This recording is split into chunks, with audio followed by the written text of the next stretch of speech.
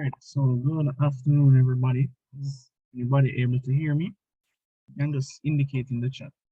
You can.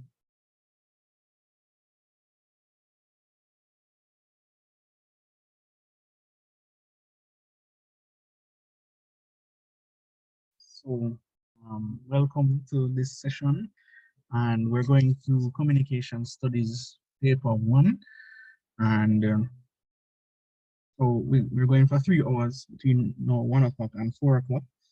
We're going to try and go through as many as possible. It's really just 3 papers. So we're going to go through the most recent ones that we have and the answers. I'm going to share the screen and show you the paper, and we'll just read the answer, because for paper 1, we're just interested in the questions and the answers. It's not a teaching session. We're not going to go through any concepts or anything. We're just going to go through the questions. I'm going to solicit answers, see if everybody is on the same page. If anybody wants to ask a question and to say, why is this answer B or D or whatever, then you can go ahead. Don't want to spend too much time because it's paper 1, and as you know, as bad as it sounds, for paper 1, it's really more memorization and rote than anything. It's just another way of saying swatting. So we're just going to go through as many individual questions as possible. You know how the paper is set up. 45 questions. Every 15 questions is 1 module. So first module is questions 1 to 15. Second module is questions 16 to 30. Third module is questions 31 to 45. Right? We're going to start with the 2019 paper, the ones that we have answers for. 2019 and 2018. We have 2020 and 2021 as well. Unfortunately, we don't have the answers. We can go through those papers, and you guys can take down the questions and answers if anything. The whole point is to actually just remember what the questions are like, because they rarely change. They're just going to be similar. Like, it's going to change 1 or 2, but the type of question is always the same. More than 80% of the things will eventually come back. Right? So without further ado, I'm going to share my screen and we will begin. We're going to go through 2019, and then at the end of it, we take a 5 minutes break and we start the next paper at 12. So is everybody is okay with that? Just let me know and then I can start.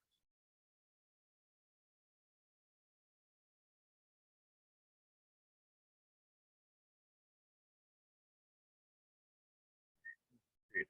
So this is 2019 paper, and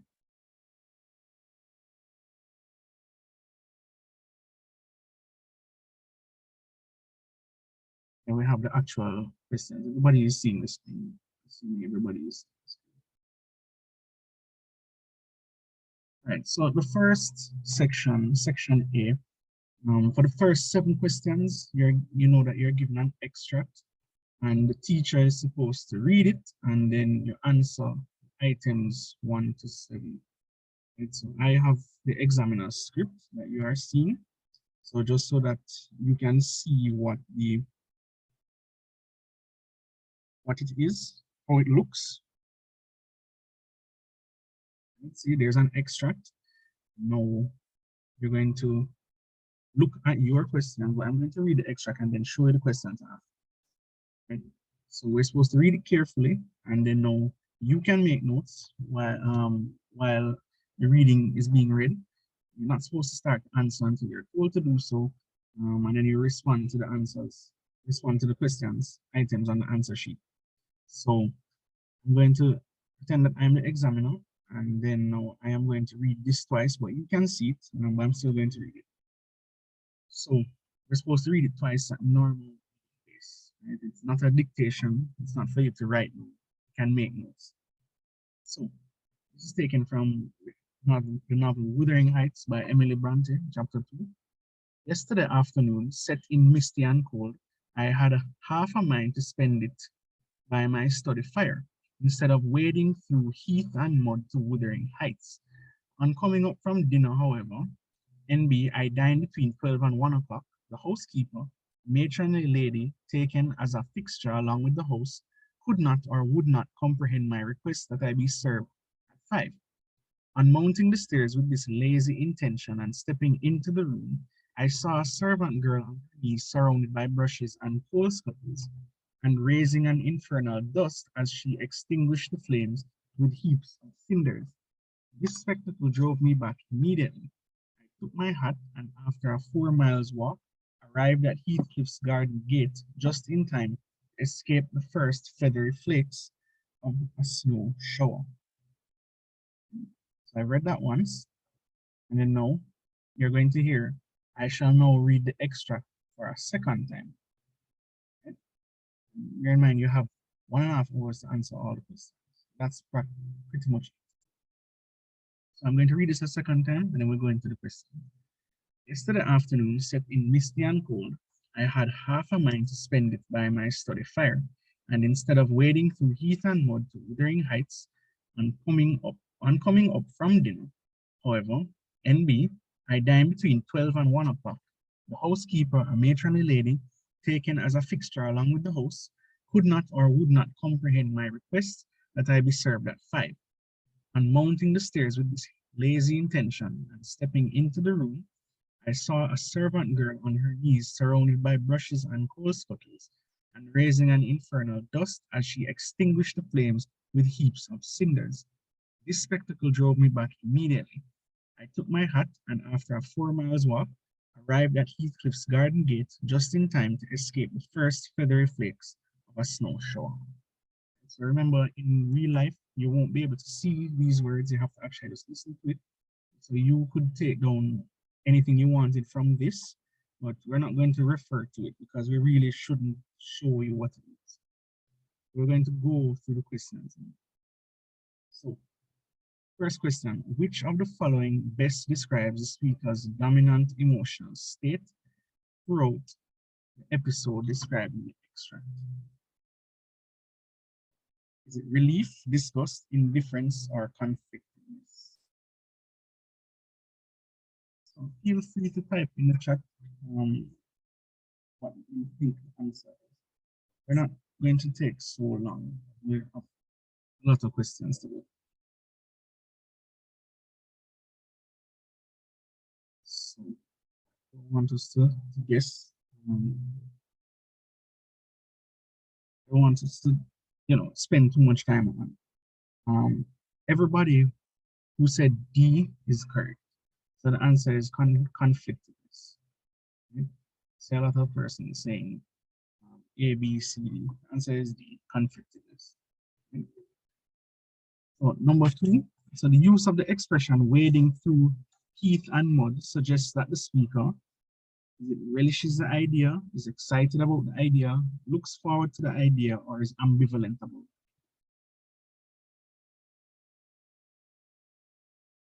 I'm not going to wait for everybody to answer. I just want us to understand what the answers that we're going through. That A, B, C, or D.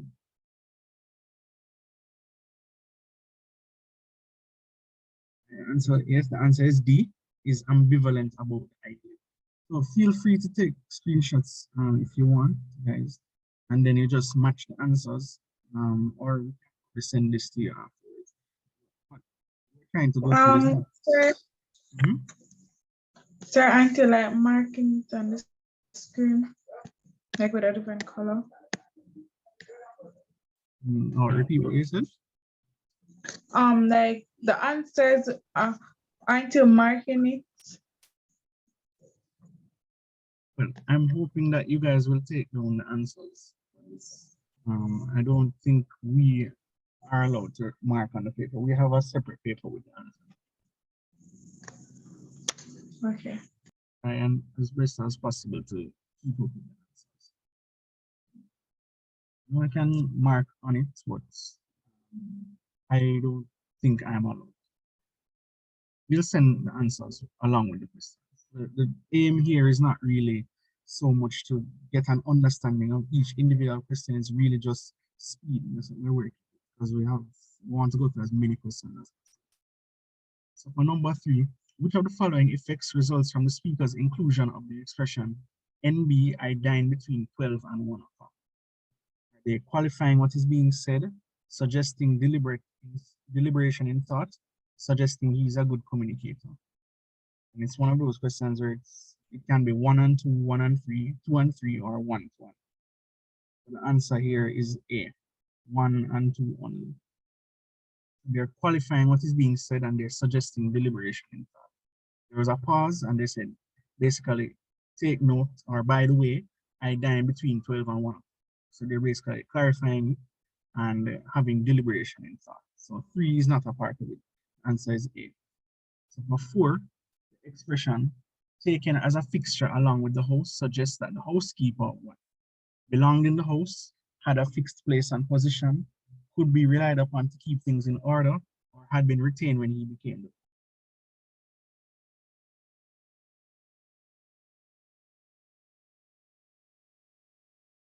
For the answer is D. Taken as a fixture along with the house. Basically, they come with the furniture, they come with everything. So it means that they found the person there, whoever is living in the house. 5, which of the following best captures the associations which the speaker? Number 4 is D. Yeah, number 4 is D, dog. Okay, Tom. 5, which of the following best captures the associations which the speaker wished to convey by his use of the term raising an infernal dust?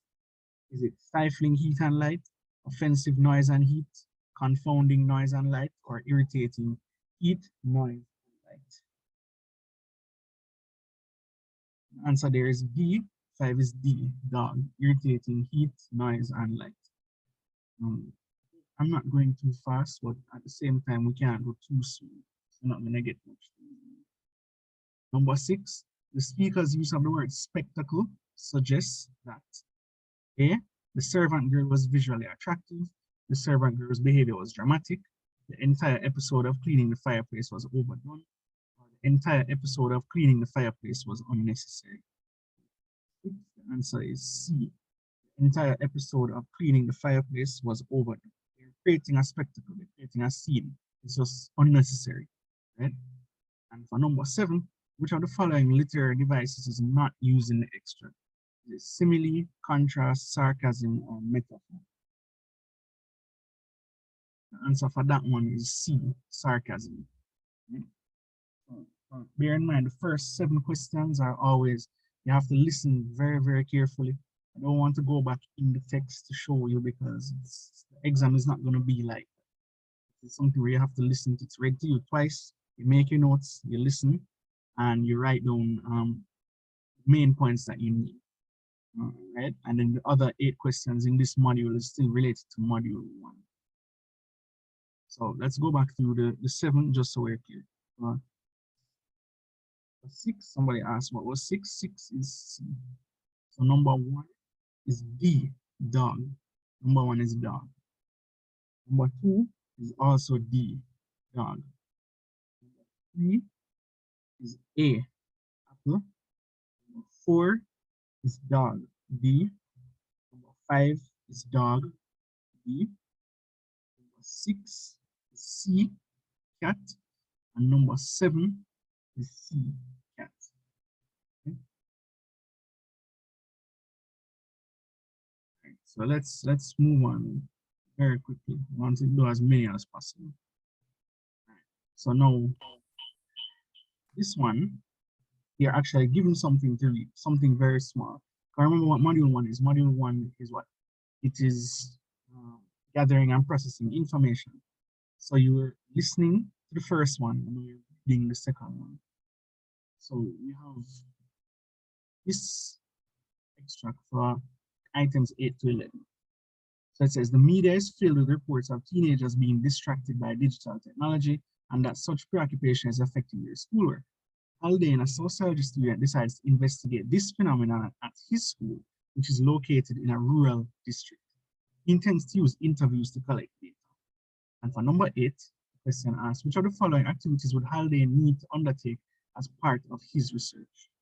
Talking to parents and teachers, finding out how many students own digital devices, choosing a sample that is representative of the school's population.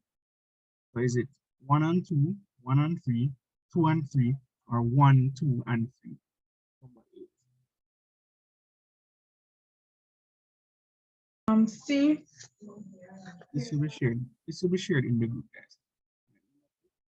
8 is actually dog, D. So he's going to do all of them. Talk to parents and teachers, find out how many students own devices, and choose a sample that is representative of the school's population. It's all of them. So number 9, which of the following could be an advantage if Haldane conducted interviews? Is it A, cost effectiveness of the procedure, B, wide geographic coverage of informants, C, high reliability of the information to be collected, or D, the in-depth nature of the information to be collected? So it would be D. Said B? D, as in D? dog. Okay, and yeah, the answer is D. For 9, the answer is D. 10, Haldane found an article entitled Modern Technology Causing Canadian Students to Fail. This article could be useful to his research as it is what? It's reliable and accurate, can yield sufficient data, provide secondary data, or can provide primary data. Number 10. C. C is the answer. Number 10. 11.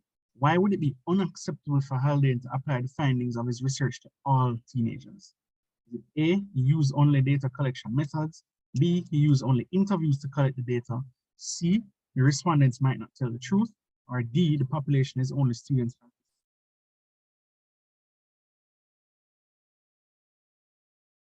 Yeah, D. So everybody understands this, right? So we can move on. But let's just go through one last time. 8 is dog. 9 is dog. 10 is cat. 11 is dog. So it's D, B, C, D. Right? Everybody is getting it. So let's see. So 12 to 15, still in module 1. And it's the same thing as the questions from 8 to 11, where we're reading a small extract and then we're answering these 4 questions.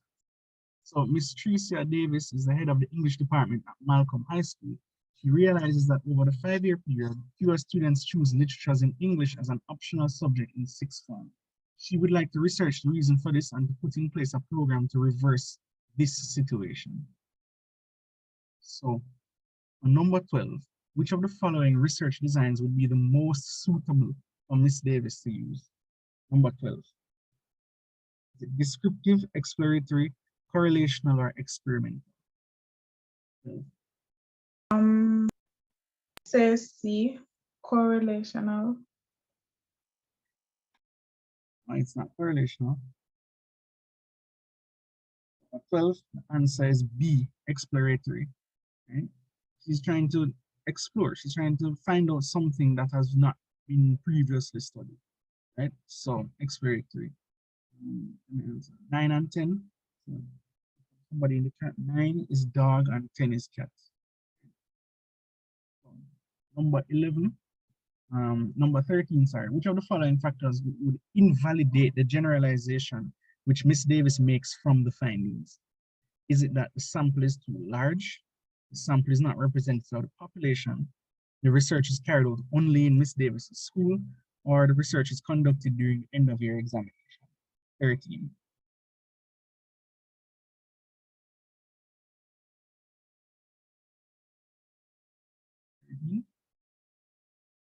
So say C.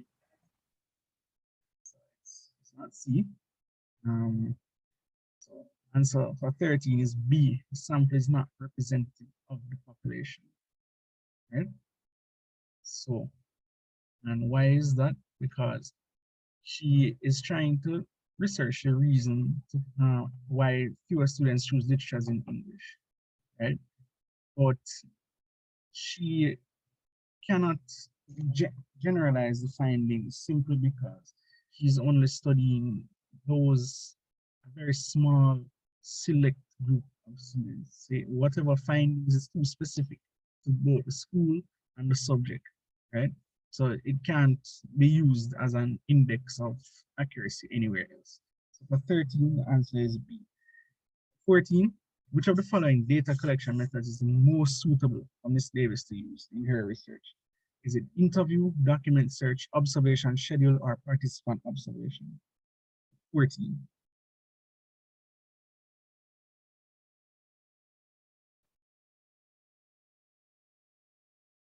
Answer is A, interview.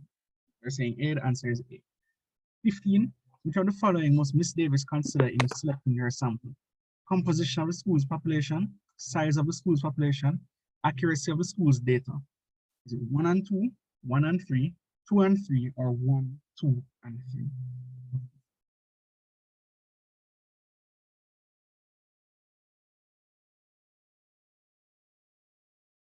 And 15, the answer is D, it's all of them.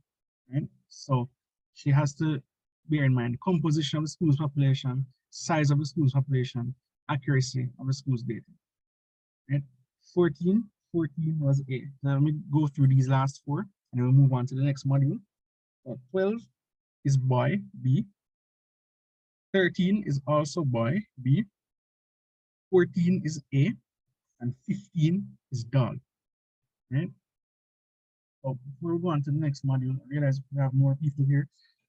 Just really asking for everybody to be focused during the 3 hours because you just take down the questions and answers. These papers will be sent to you so you can look at them later.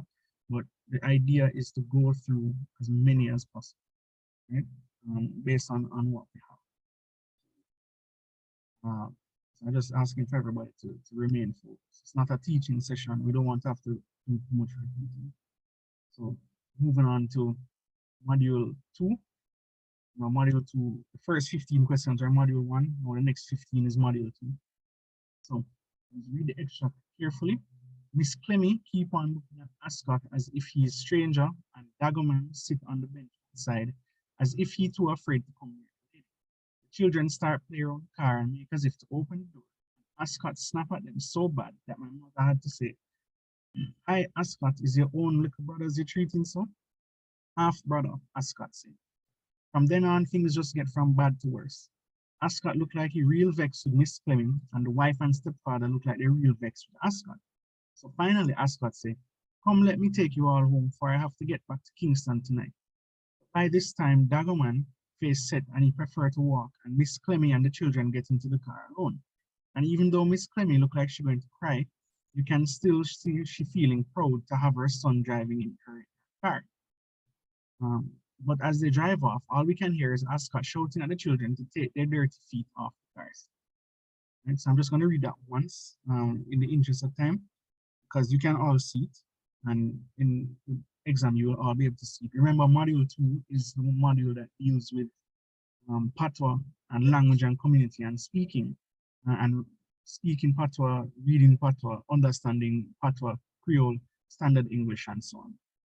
So number 16, when Ascot says, "Come, let me take you all home," in line 78, you can all see. He aims to do what? Make Dagoman angry, get back to Kingston that night, ease the tension among the family, or take his mother and her other children for a drive. 16.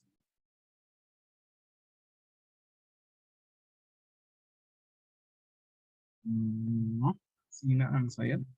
16. So more. 16 is B, right? Get back to Kingston that night. Line 7, he said, "Come, let me take you all home for I have to get back to Kingston." Yeah, he has to get back to Kingston. So he's just saying, come with me, basically. There's nothing else to do. Number 17, the writer's use of English Creole throughout the extract. So for number 16, when I was doing it, my teacher said that it was like to ease the tension among the family, so I'm not sure. Well, we can put an asterisk on it. Okay, so. And if we have time, we'll come back. So 17, the writer's use of English Creole throughout the extract suggests that English Creole is what? A broken language, an authentic language only used by illiterate people, should not be used for literary purposes. 17 is the answer is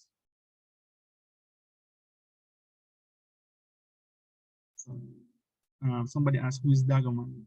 Dagoman, I am assuming is that he's related to Nagaman. Is his half brother.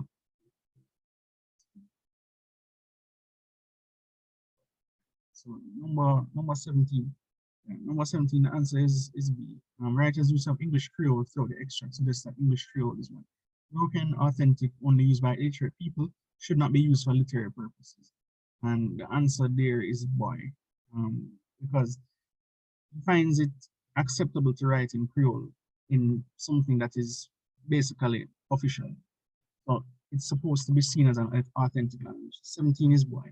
18, which of the following does not convey a communicative behavior? So we all know what communicative behavior, proxemics, and kinetics and all of those things. So is it Ascot snap at them, Daggerman sit on the bench outside, from then on things get from bad to worse, or the wife and stepfather look like they're real vex with Ascot? 18, 18, the answer is C. Yes, 18 is C. 19, what communicative behavior does Daggerman exhibit in lines 8 to 9? Lines 8 to 9, he says, by this time, Daggerman face set and he preferred to walk, and Miss Clemmy and the children get into the car alone. So 19 is fear, shame, confused, or hostility. Right? So the man said he preferred to walk and him face set and not going in the car. So 19 is dog, B, hostility. Okay? Yeah, like him vex, basically. You don't want to, what doesn't want to cooperate. So 19, the answer is dog. 16 is boy. So we'll go back to these four again. 16 is boy, 17 is boy, 18 is cat, 19 is dog. So 16B, 17B, 18C, and 19D. Right, so moving on. So items 20 to 23, similar like it is. You're gonna get like 3 of these. And I don't know how multiple choices. So Tulwa asked Gobin if he thought Charan would leave anything for Harry. Harry disappointed bad, said Tulwa. "Me can't tell you, Tulwa," said Gobin, shaking his head patiently. "Only he lawyer can tell you what he left and what he ain't left." Tulwa glanced around again and then asked why he didn't take Rambury for his lawyer. "Ain't Rambury his son-in-law?" "Me can't tell you, Tulwa," said Gobin, fidgeting and frowning no. So 20. Which example of Creole structure is evident in the statement, Harry disappoint he bad? Is it front focusing, serial verb construction, use of double negative, or subject pronoun in object position? 20.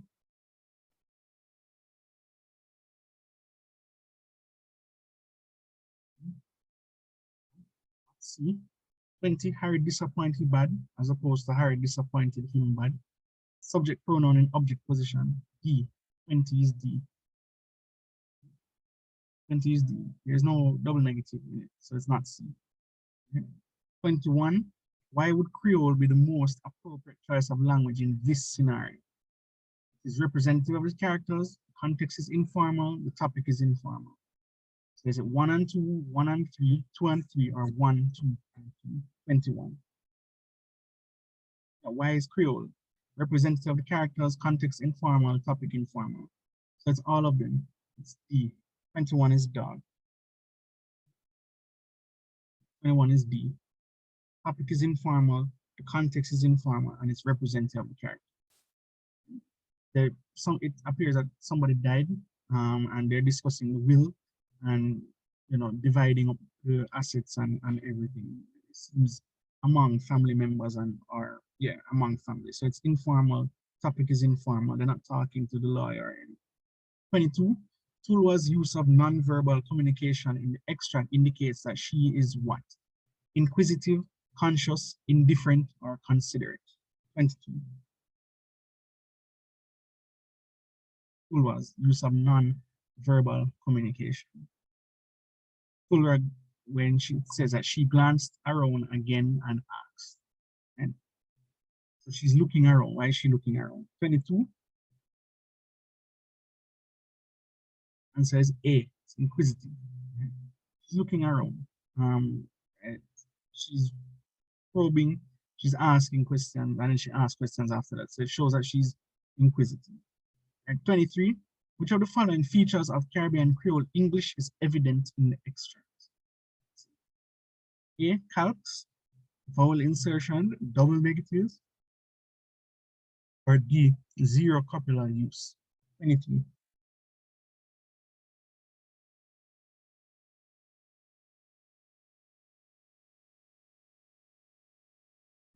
I've seen the answer yet.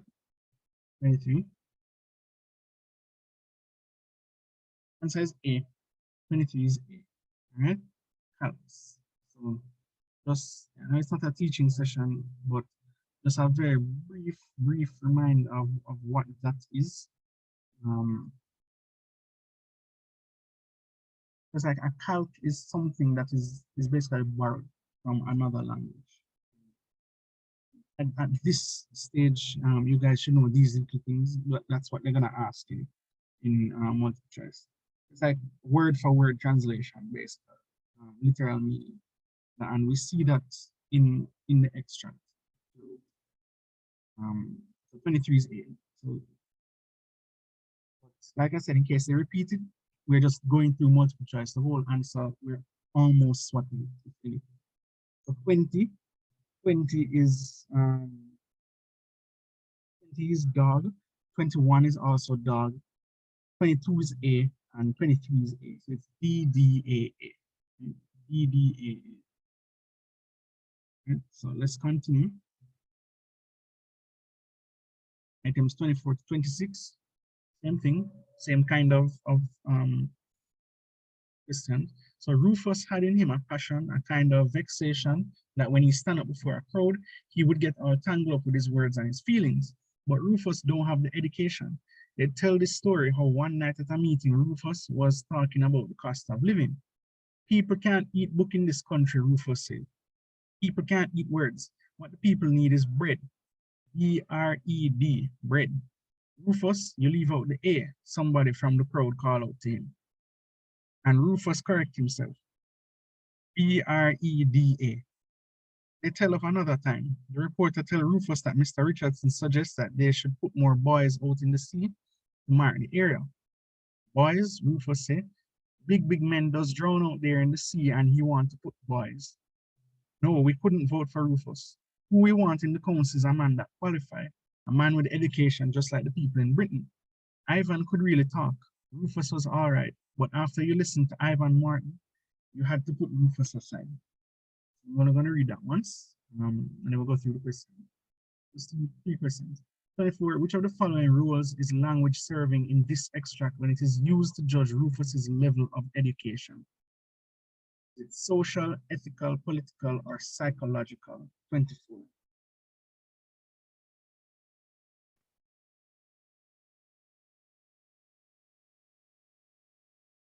That's the answer. And so it's actually C. 24 is C, political. I mean, he's on a political platform, right? He's trying to convince people to vote for him. So it's serving a political purpose. So answer is C. 25, narrator relates to stories about Rufus mainly to what? Show hatred for Rufus, show that Rufus is uneducated, show that the people dislike Rufus, or validate the view that Rufus is competent. 25. 25, and I think most of us can see what that is already. It's B, to show that Rufus is uneducated. Someone is asking what's 21? 21 is dog, B. 25 that we just went through, 25 is B, boy. Show that Rufus is uneducated. 26, which of the following attitudes may be inferred about the narrator based on his account of Rufus's behaviors? 26. Is it A, he values education, B, he likes British people, C, he was unsympathetic towards Rufus, or D, he does not like people with passion? 26, which of the following attitudes may be inferred about the narrator? The narrator talk about no, we need a man with education, just like people in Britain. So for 26, the answer is A, he values education. Okay. Halfway there. More than that. All right, so last 4 questions in this module. No extract or anything. These are just things that simply need to know about Creole language. Like I said, just bear in mind answers. Take pictures of this because you can see the screen and just write down the answers. That's how we do multiple choice, right? So 27, an English Creole in the Caribbean may be defined as a language with A, limited linguistic functions, B, used by the poorest people in society, C, only understood by some persons in the society, or D, developed from contact between Europeans and Africans. 27, that's 27.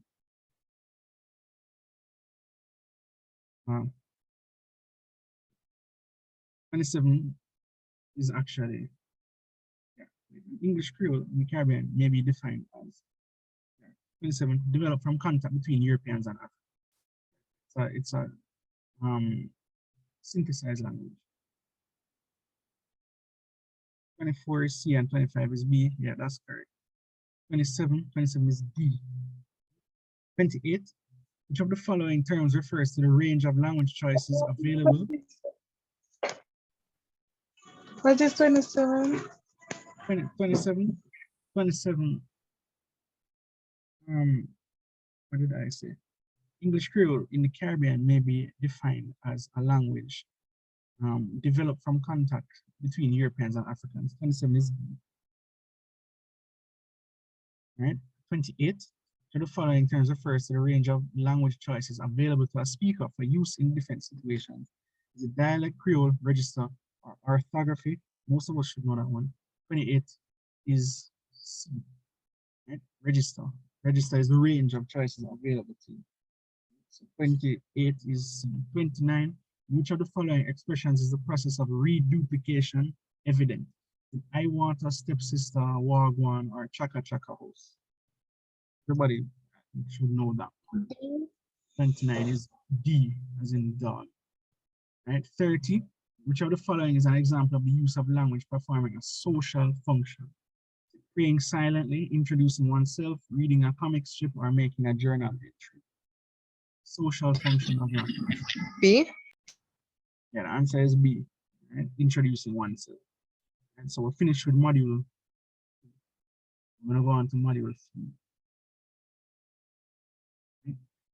So speaking and writing, that's this module. So remember that you're given some extracts here as well. And it's the same procedure almost as is with module.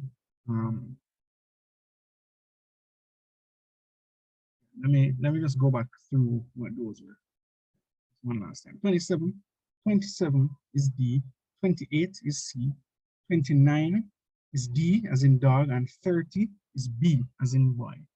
Right? So D, C, D, B. Right? 28 is C. So moving on to module 3.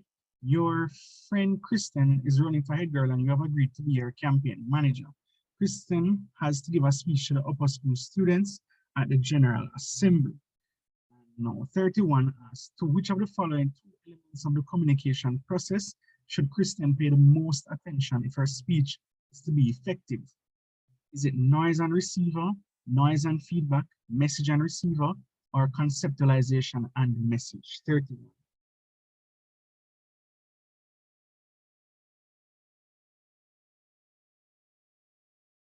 Yeah, 31 is C.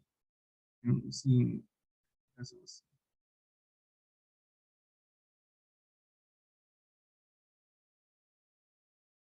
So the answers will be sent.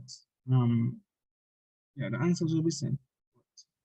But we can't go back through what we went through already, so we're just try to keep up with what's going on.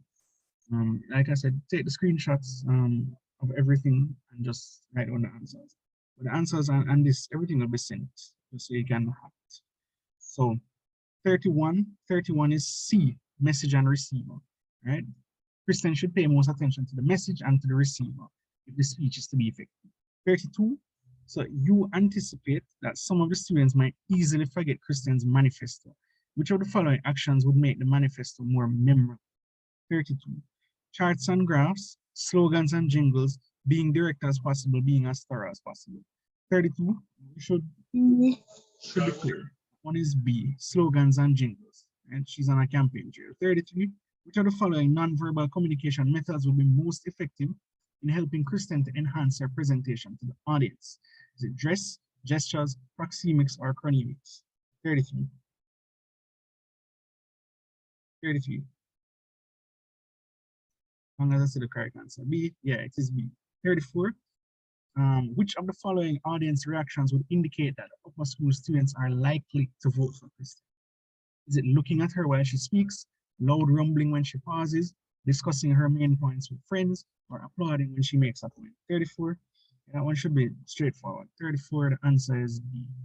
Right? Yeah, everybody got that. 35, if Kristen is to avoid sending mixed or unintentional messages to her audience, to which aspect of the communication process should she pay special attention?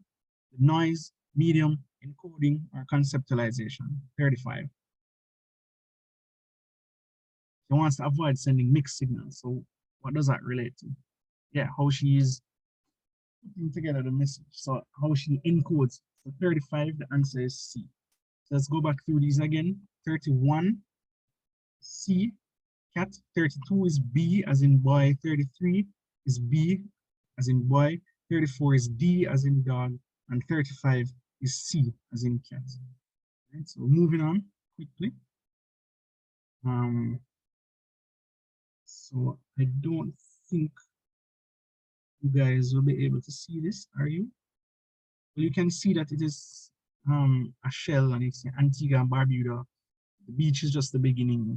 Shell on the just answer me. Can you guys see? I wouldn't want to skip over these questions because in the exam you might get an image, right?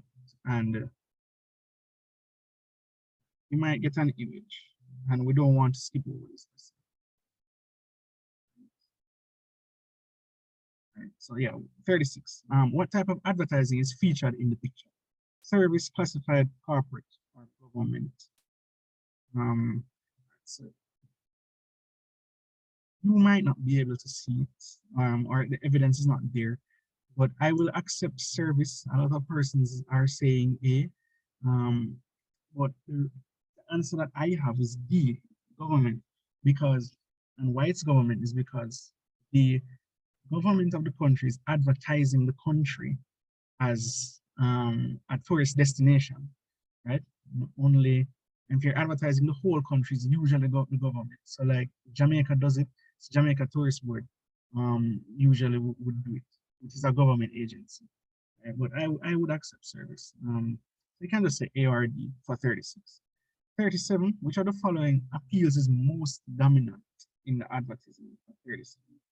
Status and humor, youth and pleasure, pleasure and status, or patriotism and status. There might not be much evidence of that, but it is the answer for that one for 37 is C.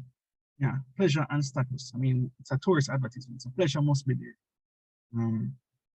30, and there's nothing to say that it is specifically geared towards you.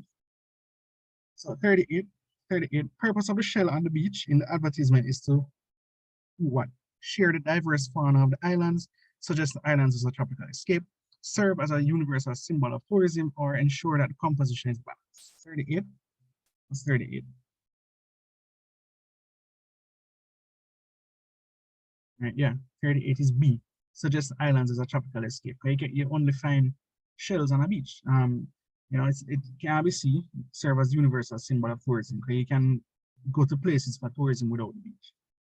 It's B. You're on an island, shell beach. 39. One possible reason for including the tagline, beach is only the beginning, is to do what? Indicate that the destination is unique, celebrate geographical diversity inclusive of coastal areas, indicate national pride in the country inclusive of beaches, or suggest the island's varied attractions beyond the beaches. 39.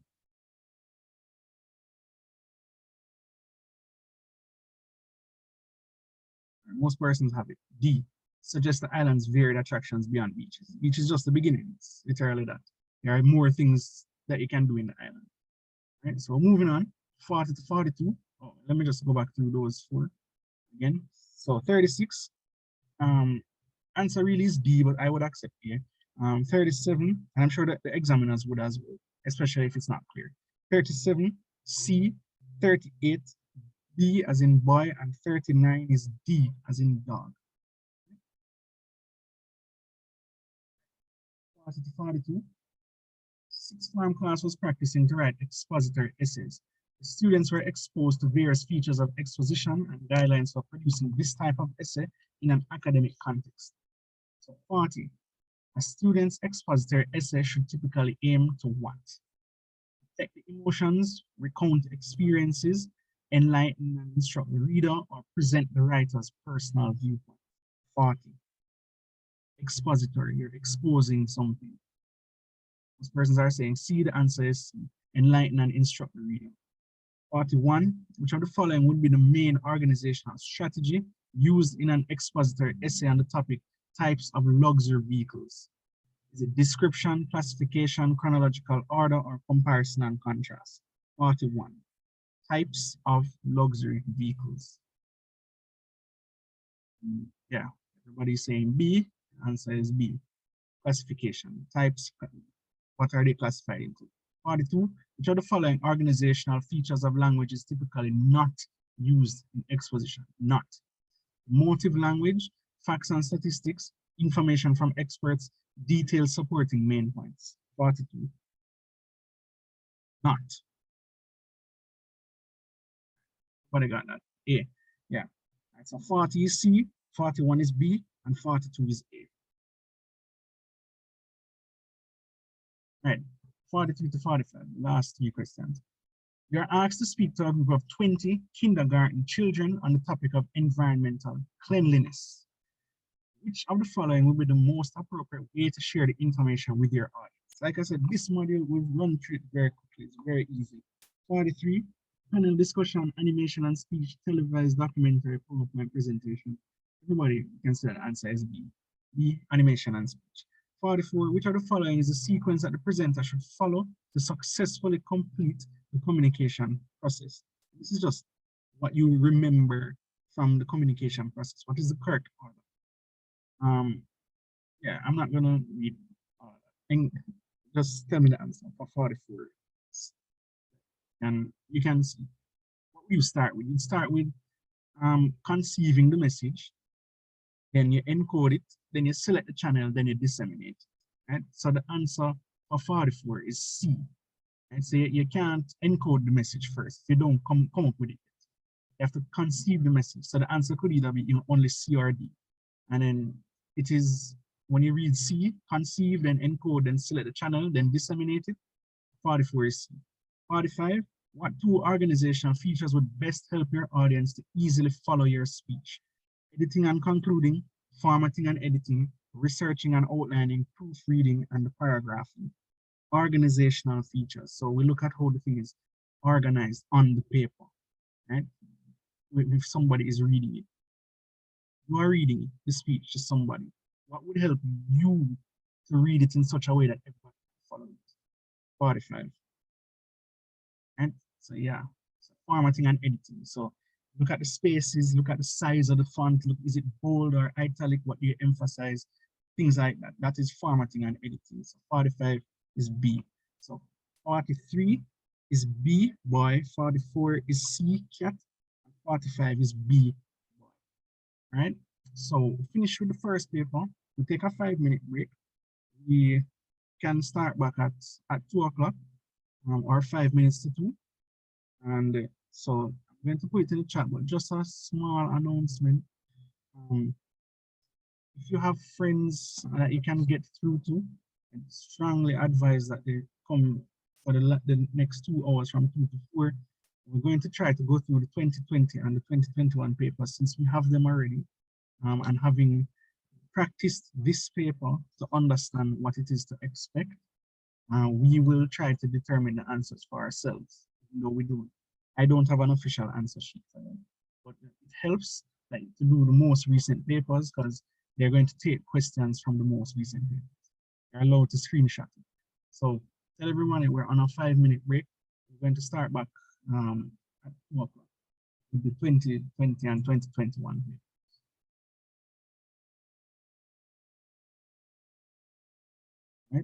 Everybody heard that? You can just indicate in the chat.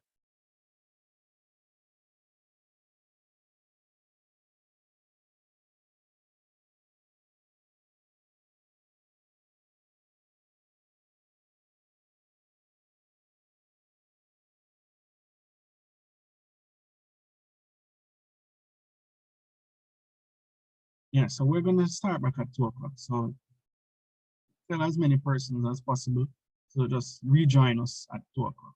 Or don't go too far from the computer or the laptop.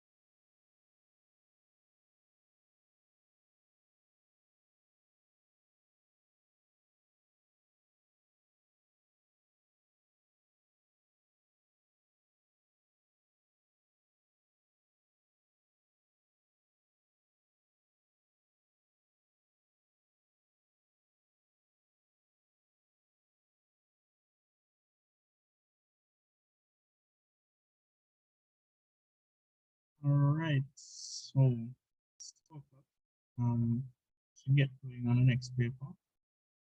Most persons still with us can just indicate in the chat.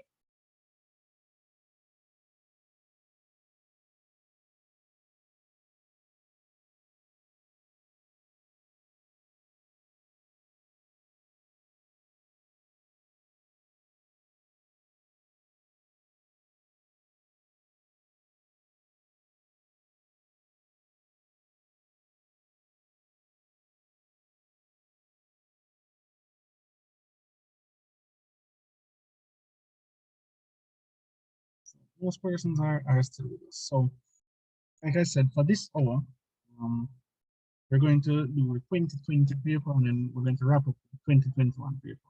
I don't have the answers, but I'm still going to make it interactive and persons can chip in as usual to say what they think the answer is. I'm going to read it, of course, myself and tell you what I think the answer would be based on my knowledge of the subject. So let's just get right into it. Share my screen.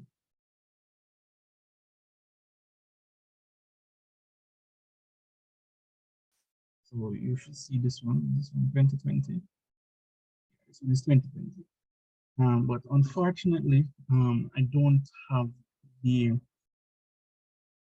the examiner script, which would allow me to do the first 7 questions, like I said, because we're supposed to read an extract and then you answer. I don't have the examiner script for either 20 or 2021. So we're going to have to exclude those for these papers.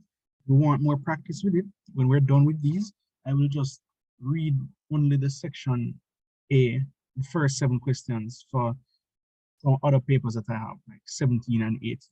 So we're going to have to skip the first 7 questions. We don't have the prompt for it. Right? And we'll just start with number 8, still in module 1. Is everybody still here? Everybody hearing me? Everybody clear? Everybody understanding? Just indicate in the chat and then we can continue.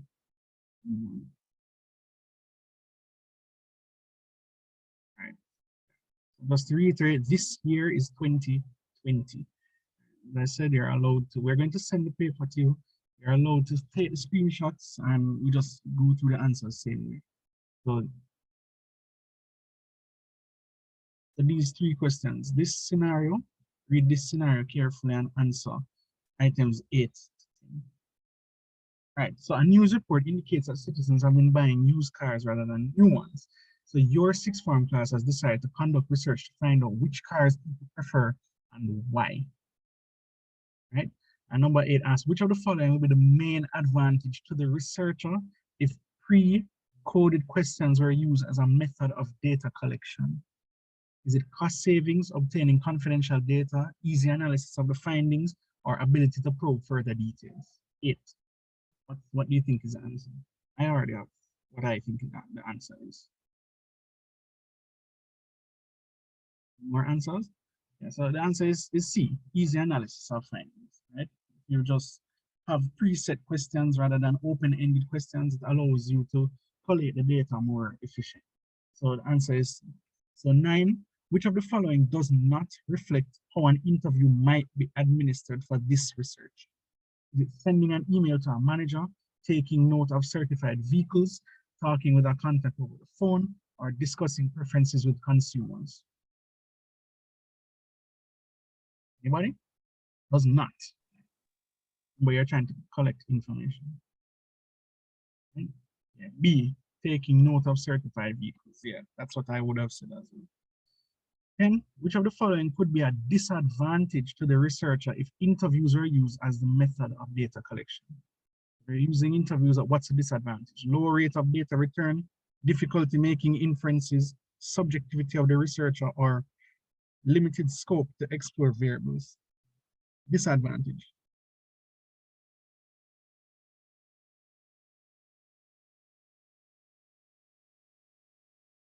So we can't, nobody is really able to agree with that for interviews. But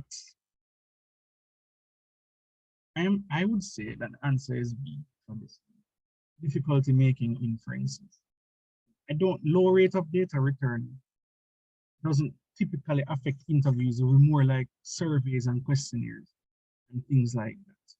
Limited scope can't be really limited in the sense that interviews provide you with so much information that you have so much more than you know what to do with it. And subjectivity of the researcher, um, that could be close, but I don't think it's the best answer. So remember that wherever you're unsure, we would choose the best answer in this scenario.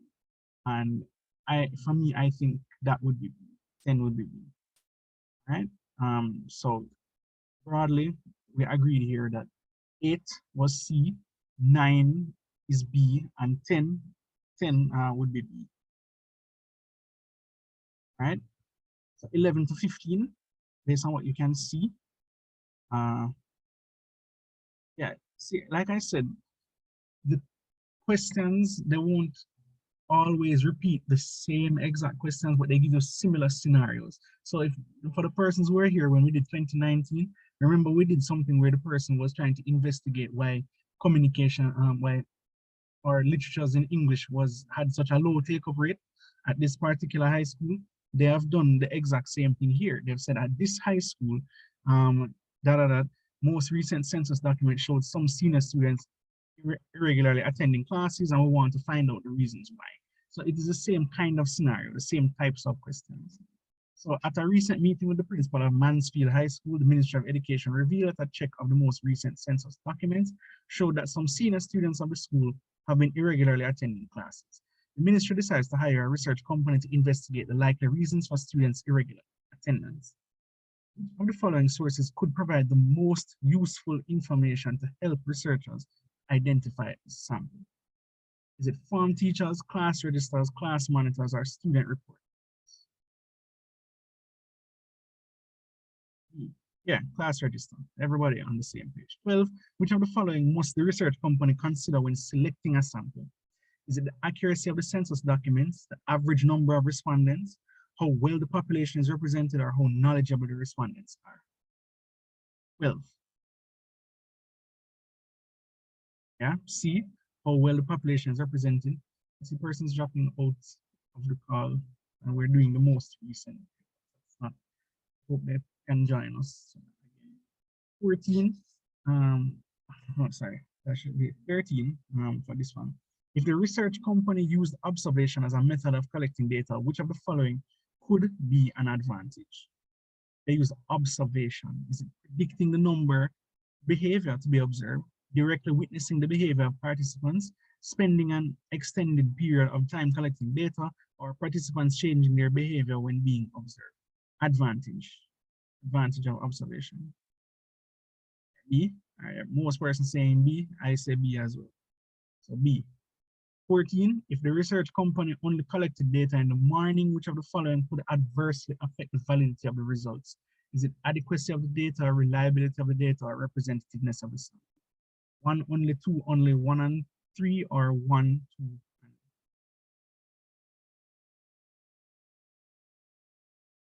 or 14? Some person said B, some person said C. So the answer is D, it's all of them, right? Because it's adequacy. If persons come late, then the morning thing is going to miss them. And then if it affects one, it has to affect the other two because it's not reliable and it's not going to be representative. Okay? Sir, excuse me. What was number 12? 12, 12 was C. Right? So 14 that we're on now, 14 is D, dog. Right? 15, which of the following is the most likely population for this study? Students of Mansfield High who attend classes irregularly, senior students of Mansfield High School who attend classes irregularly, students of secondary schools in the country who attend classes irregularly, or senior students of secondary schools in the country who attend classes irregularly. Remember, the population is the thing that the sample is drawn from, right? So your sample is some senior students of the school have been irregularly attending class. Okay? So that is some of them. So what would be the population?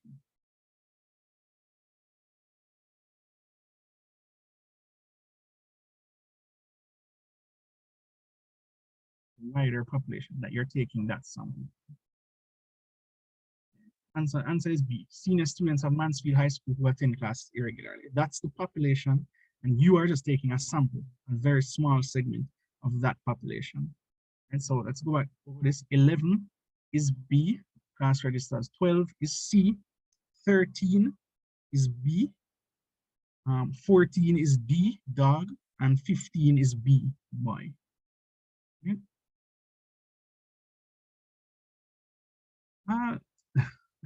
Most of them will have the Roman numerals. Just make sure you read it first. Most of them, whether by coincidence or by design, they always put it as 1, 2, and 3, but don't take it for granted. Just read the question first, and then you can do it. 12, to repeat 12 is C, how well the population is represented. If you're trying to find a sample, then you want it to be representative of the population. So 12 is C. All right, moving on, 16 to 18. Remember, from 16 onwards is module 2. So we're doing dialogue and Creole and English and all of that. So Paul says, good morning, everyone. How are you today? Samantha says, "Me good, Paul, although my foot bottom a hotty." Brian says, "Me no feel good because Paul ever try chat quite speak spooky the way I mean I like it." Paul says, "Brian, I do not understand. We're all educated, so we should be speaking Caribbean standard English and not some broken language." Samantha says, "Yes, me educated, but when me a chat to my friend them, me not have to use Caribbean standard English. After all, me not do interview." Brian says, "True, Samantha, plus me not speak no broken language. I am speaking Caribbean Creole." Right? Everybody can see it. We'll have to read it again. 16 says, when Brian accuses Paul of speaking hoity-toity in line 3, Brian is suggesting that Paul is using language to do what? To assert authority, to show sophistication, to make social commentary, or to discriminate against. B? Yeah, I would say B is the answer. He's trying to be sophisticated, hoity-toity. And everybody seems to agree. 17, which of the following factors would affect the dialectal varieties used by the various speakers? Remember the dialectal varieties, acrolect, mesolect, basilect, and who sounds closest to it and who sounds furthest from it. 17, which of the following factors would affect it? Social class, job opportunity, religious affiliation, or intellectual capacity. So, it might be more than one, but which one is the best answer? Would affect the dialectal variety. Right. I know some persons would have said B, but the best answer for this one is A, social class. Right? That's the best answer.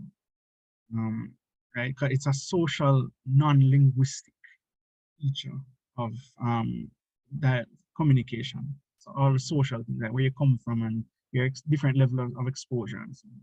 So for 17, we're gonna go with A. 18, which of the speakers advocate using language as a form of identification? So basically, who are the ones who advocate for Patois as a language? Brian and Samantha, right? So 18 should be C, right? As a form of identification. Well, let's go over that again. 18, which of the speakers advocate using language as a form of identification? Brian clearly is part of that because he's saying not speaking a broken language, he's speaking Caribbean Creole. Paul says, okay, we're all educated, so we should be speaking Caribbean standard English, not some broken language. Okay, so I can see that. So it's really Paul and Brian. So the answer there for 18 would be A. 18 would be A. Samantha is not really advocating as a form of identification, but for something else, right? It's definitely Paul and Brian. So 18 is A. So 16 is B, 17 is A, and 18 is A. Right? Continue. 19 and 20. If a speaker changes his language use between Caribbean Standard English and Creole English during a conversation, he will be engaging in what? Code mixing, code switching, semantic substitution, semantic differentiation. Everybody's supposed to get this one. 19, the answer is B. 20, which of the following Creole features is evident in the structure tangled up with his words and feelings? Repetition, serial verbs, reduplication, or unmarked tense.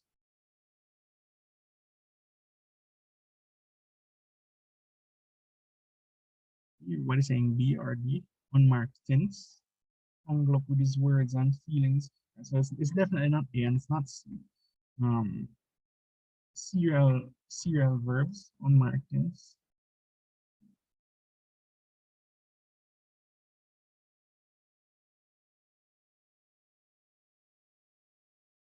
Any more answers?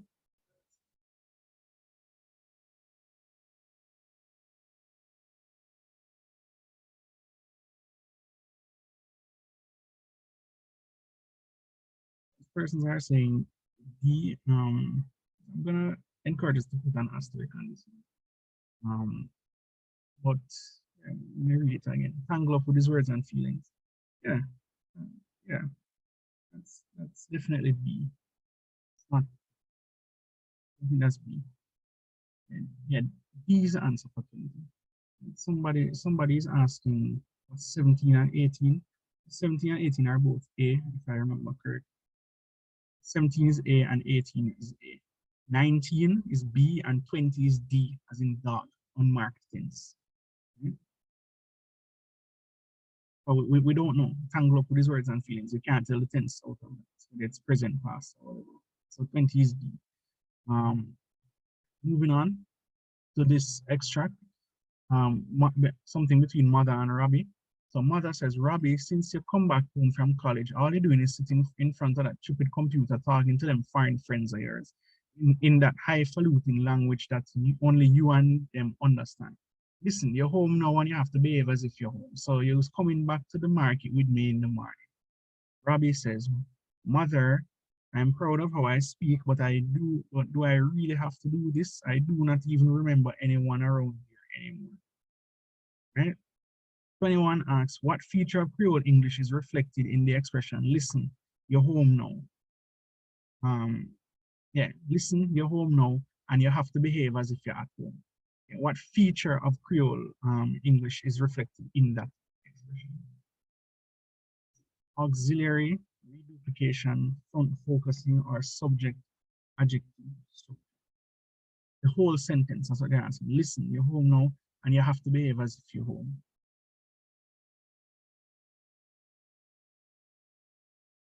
Let's say A, auxiliary.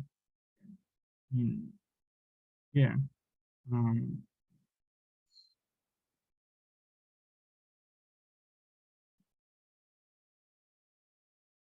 Lines 3 to 4. Subject, adjective.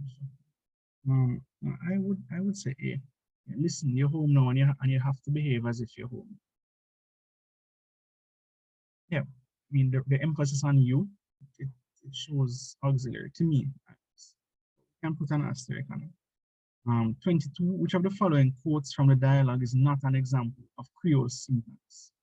Right? Sitting in front of that stupid computer in that highfalutin language, so you was coming to the market with me in the morning, or mother, do I really have to do this? 22 should be straightforward. D. D, yeah.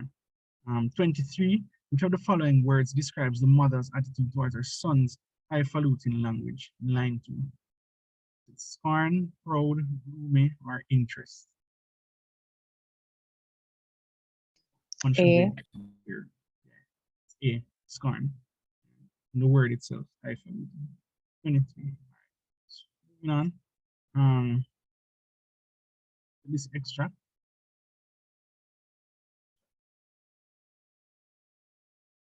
Yeah, that's another reason why it would be auxiliary. 21 is A. You're home now and you have to behave as if you're home. Yeah. That's what I'm saying. So it's not you are, they just say you. And like you have to behave. So 24, but see here, Miss Mary, you don't think Cherry buck up the devil own self when she carrying her. Plenty time that happened, you know. Remember that woman over all side that barn, the picnic with 2 head? Praise Jesus, it did born dead. But see here, you did know one day she was going down the river to wash clothes, and it's the devil own self she meet. Yes, standing right there in her way, she popped one big ball in before she faint way. And when everybody run come, not a soul seen. It's gone, he gone. But you know where he did gone? No right inside that girl, right in her she belly. And Miss Mary are telling you the living truth, just as the baby born in the midwife must see a shadow fly out of the father and go right across the room. She frightens so till she closes her two eye tight, and is so the devil escaped. Well, I don't know about that, because certainly don't born with no two head or nothing wrong with her. It's just hard as she hard is. Then know some is saying, so everybody can see the extra. 24, the speaker's question at the end of the extract indicates what? That Miss Mary did not understand the speaker, that the speaker did not understand Miss Mary's statement, that the speaker and Miss Mary are saying the same thing, or the speaker and Miss Mary are in complete disagreement.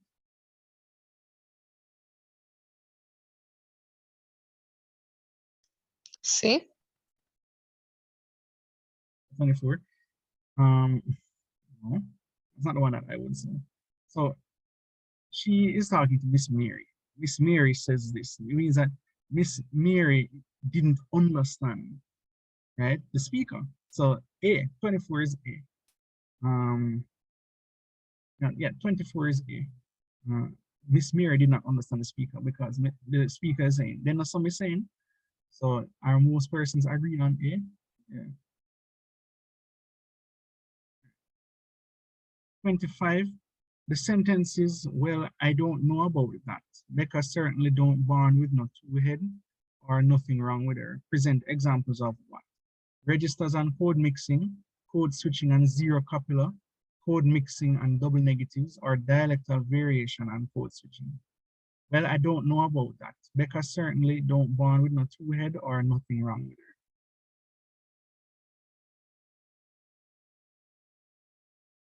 C. Yeah, I'd say C. She's code mixing and double negatives. Don't born with no two head or nothing wrong with her, right? So the answer for 25 is C. 26, which of the following points on the post-Creole language continuum are represented in the speech of the characters? Baselect and acrolect only, baselect and meselect and acrolect, or all three of them?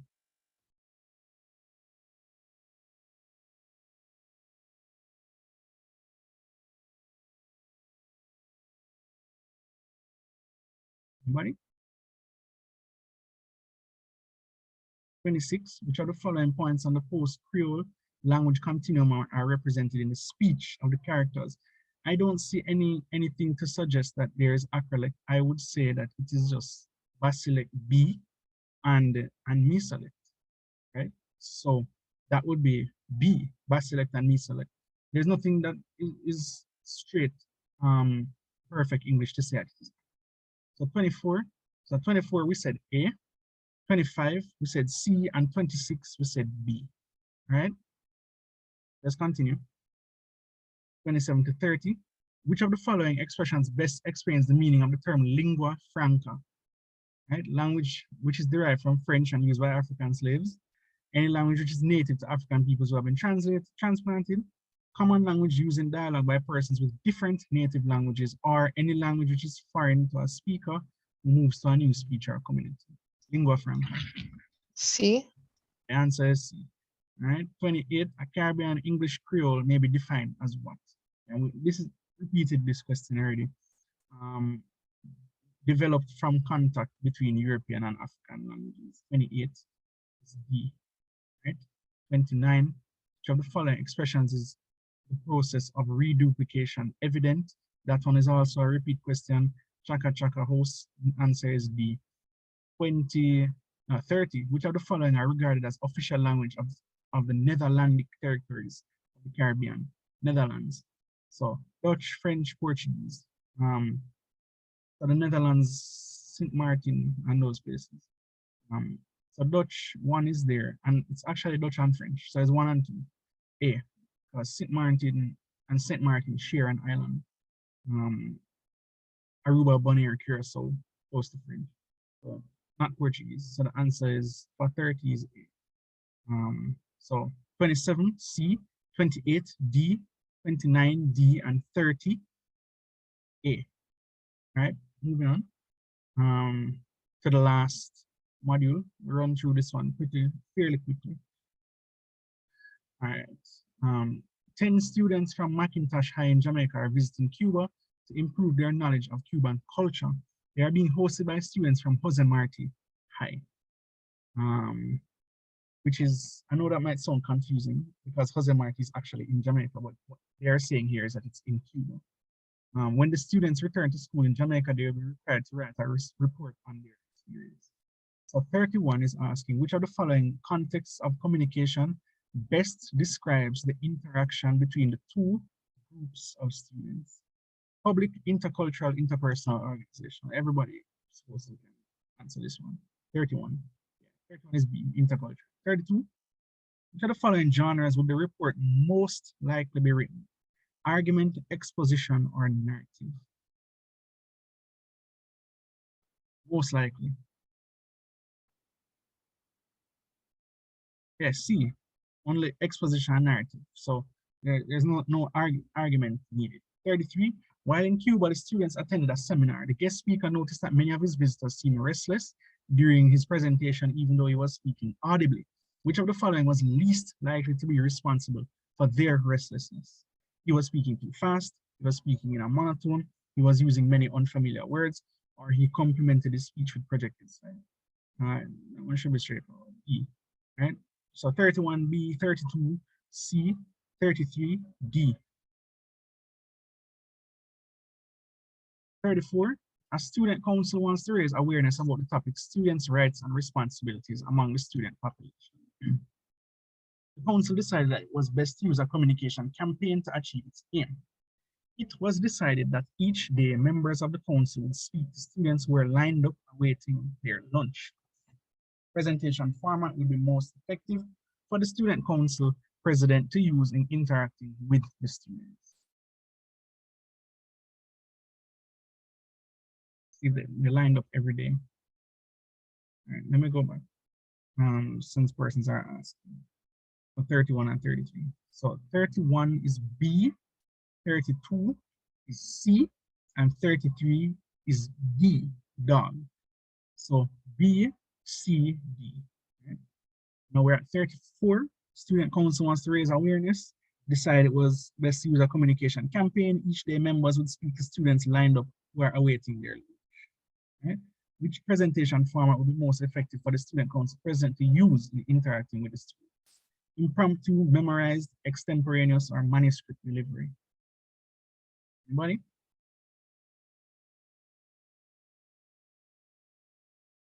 One, they're speaking to students every day, right? And they want to have an actual conversation with them. So in my mind, this one would be C, extemporaneous. Like you just come up with something on the spot, right? Persons are lined up awaiting their lunch. Anybody agree, disagree? Anybody has any different answers for 34? 34. Everybody is hearing me, right? Or you thinking about the answer?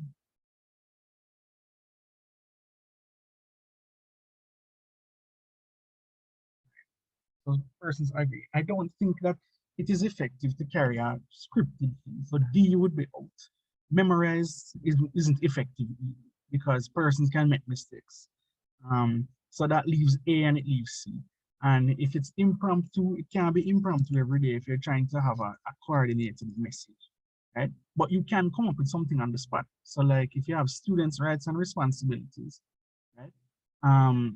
And let's say you just remember one of them out of your head and you just mention it. That is more along the lines of extemporaneous. I would say 34. 35, in which of the following forms of communication is the communicator both the source and the destination of the message?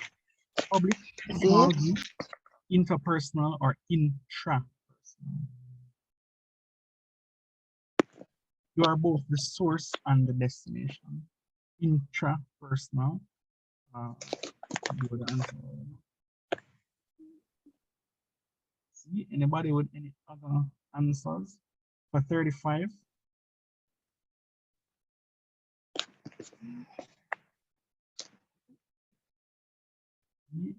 Saying B.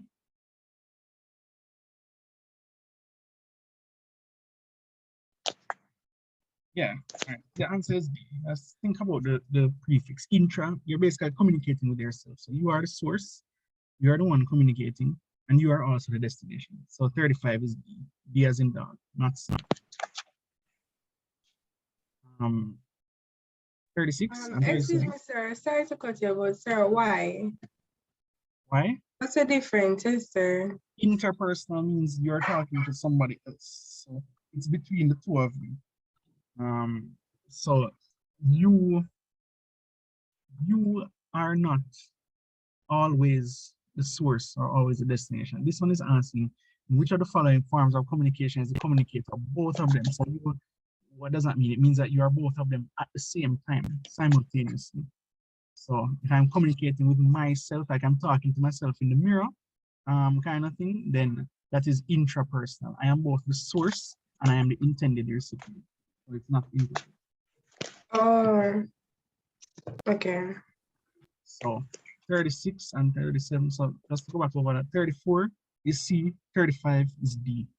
36, Benjamin's friend has a habit of talking directly in his face and touching his hands when she speaks. He has decided to have a conversation with her about it, but finds himself stuttering and hesitating in ways such as, I mean, and you see, before he can share his discomfort with her on this delicate matter. 36, the stuttering and forms Wait, of hesitation. you're still asleep. The stuttering and forms of hesitation in Benjamin's speech serve mainly to do what? Manage impression, substitute for words, convey a contradiction, or establish their relationship. Stuttering and hesitation. What does it do? Why is he saying, I mean, and you see? B. Okay.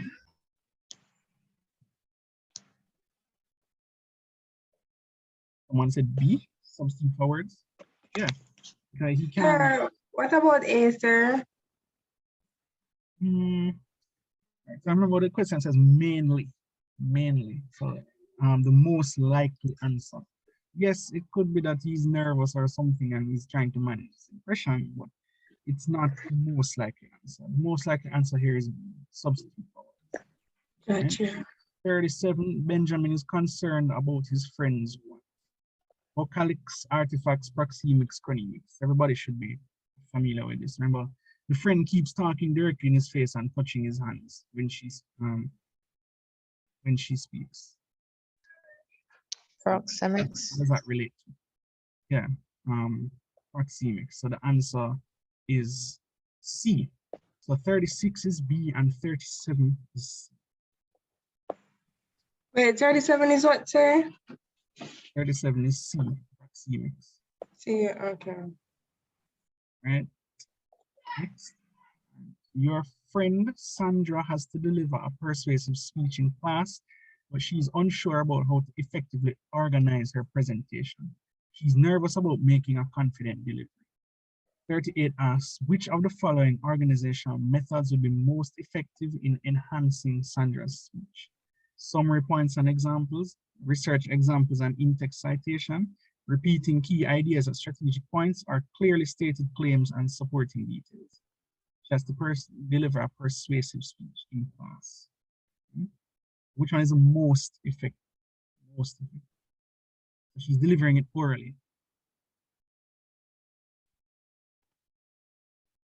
Everybody, for 38, the answer is C, repeating key ideas. You want to persuade them, so and you want to kind of get it in their head.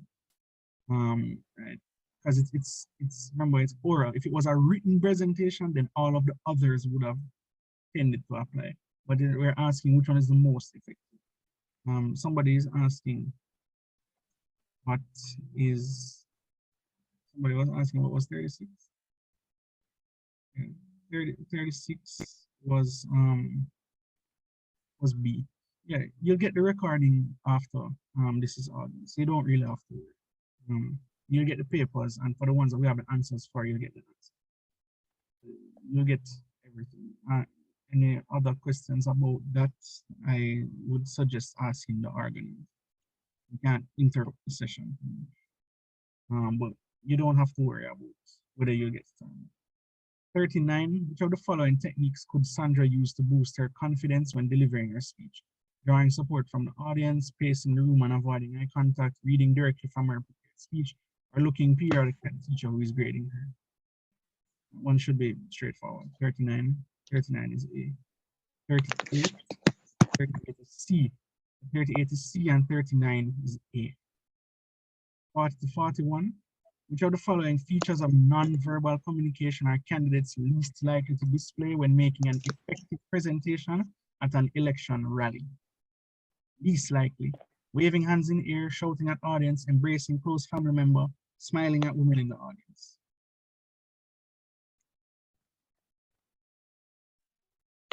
Least likely. Yeah, the answer is B.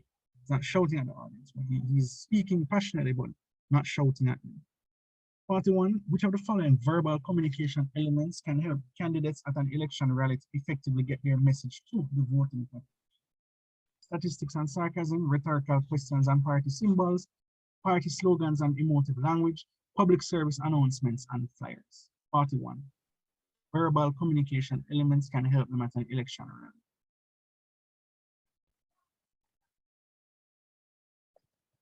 C? Yeah, the answer is C. And so 40 is B and 41 is C. 42 and 43. So a sixth form class is practicing to write expository essays. Students are using various features of exposition to guide their writing. So this sounds, for those who saw, were with us for the 2019 paper, it's basically similar to questions on that paper. So 42 asks, the students' expository essays should typically aim to what? Affect the emotions, recount experiences, present the writer's viewpoint, or enlighten and instruct the reader. Expository. D? Yeah, answer is D. Enlighten, yeah, expository, you're exposing things for them to understand. 43, which of the following is not an organizational strategy that the students should typically use in their expository essays?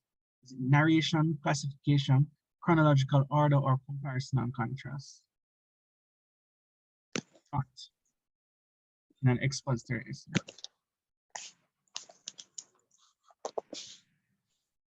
A, all right. Everybody says A. Yeah, answer is A. It's not, it's not a report. You don't have to narrate anything. Right? Last two questions. So just to go back over that, 42. 42 is D and 43 is A. Last two questions. D-Bone restaurant is found in the hills of Carron Hall. It is nestled in a rustic backyard setting, and traditional Caribbean dishes are served for reasonable prices. However, as cheap as it is, it's not long, arduous. Nothing. She no come back yet, you know. Just asking you to mute your mic, please. Mute your mic. I should mute the mic. First sign that this dining experience was heading for a disaster was our being What's that? put it at the door by a flying cockroach. What? She no come yet. She so come CJ. Evisha, I'm asking it to Me don't know.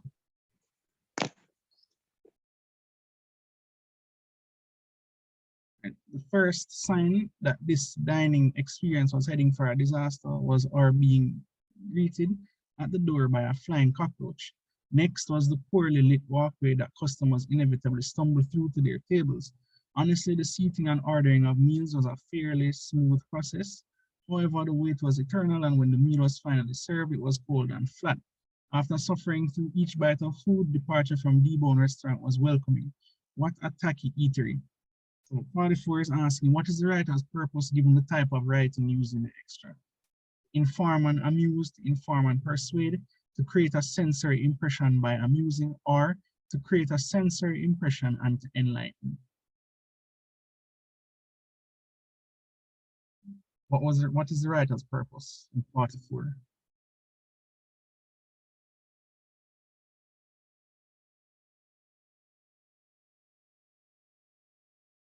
What is saying? To create, everybody saying D? Yeah, D. So I don't think he initially intended to amuse. but he did try to inline. He's basically reviewing a restaurant and they're creating a sensory impression by describing the taste of the food and the ambience and everything. So the answer is D for 44, right? 45, which of the following types of writing is mainly used? Narrative, academic, expository, persuasive. Everybody should know. 45, narrative, academic, expository, persuasive. Expository. So he's exposing, he's describing. So we can mostly agree on C, right? I see persons are saying A. Why do you say narrative?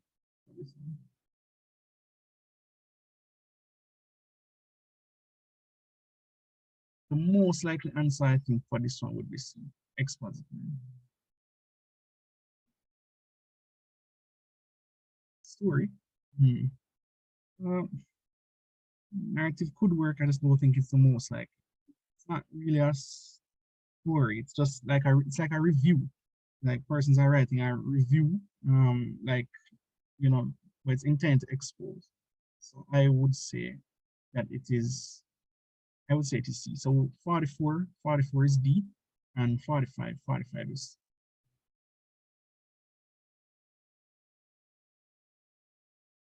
Yeah, C. We go with C. All right, so 2020 is finished. We yeah, and let's take a time is 2:40. 2:40. Let's come back in 10 minutes. So 2:50. 10 minutes to 3, and then we start the last one.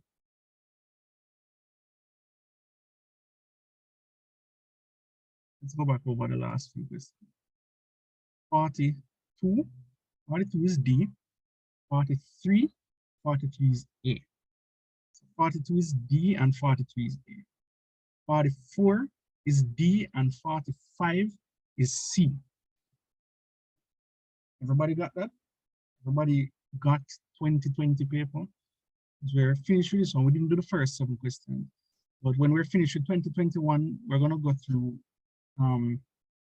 some questions for the first section in some other past papers so you don't lose the practice. So officially, guys, we're on break. So officially we're on break. We're gonna start back the next paper at 10 minutes to 3. But if anybody missed anything, I'll just facilitate those questions. So 34 is, I saw that in the somebody asked.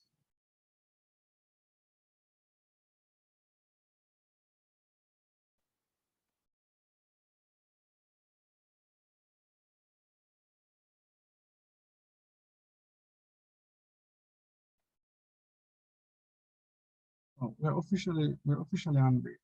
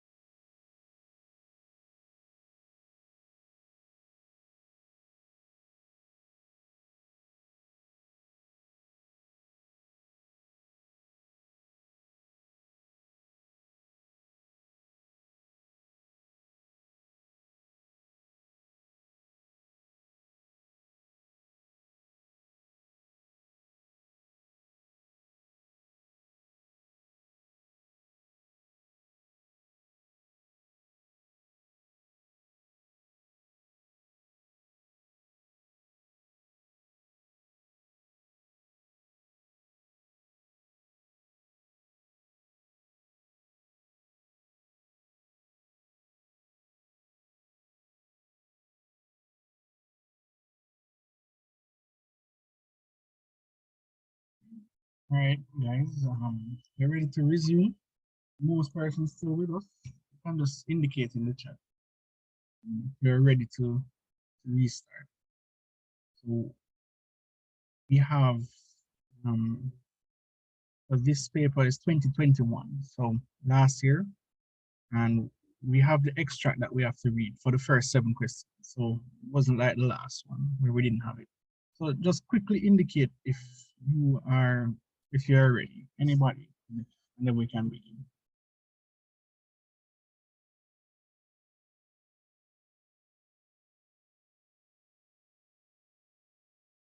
Right, ready. So reading this brief extract twice at normal pace, just so you can understand it. But as we answer the questions, we're not going to go back to the extract itself. So it says, well, I never know I would make it back, much less get in without matron seeing me and cutting my tail for being outside without permission. Bread and water for a week. Plus, if she ever find out about the commotion I just caused. But I was lucky, for as soon as I reached up to the house, I could tell from all the noise matron wasn't there. But the girls only carry on like that when she turned her back and leave poor aunt in charge. So I changed into my house dress and get inside without a soul see me. But my heart was still in my mouth from the running and the fright, so that if anybody did say one word to me that evening, I would just start and bawl. Then I would let my mouth run away with me and tell them everything. Then dog would eat my supper for matron bound to hear. Right, so we read that once, and we're gonna read it again. Well, I never know I would make it back, much less get in without matron seeing me and cutting my tail for being outside without permission. Bread and water for a week. Plus, if she ever find out about the commotion I just caused. But I was lucky, for as soon as I reached up to the house, I could tell from all the noise matron wasn't there. For the girls only carry on like that when she turned her back and leave poor aunt in charge. So I change into my house dress and get inside without a soul see me. But my heart was still in my mouth from the running and the fright, so that if anybody did say one word to me that evening, I would just start and bawl. Then I would let my mouth run away with me and tell them everything. Then dog would eat my supper for matron bound to hear. This is 2021 paper. This is last year's paper. Okay. So just finish reading the extract twice, and we're going to answer the first 7 questions. So, first question, which of the following best captures the main focus of the extract? Is it conforming to the rules, escaping consequences, rebellion against authority, or the anxiety of wrong? Best.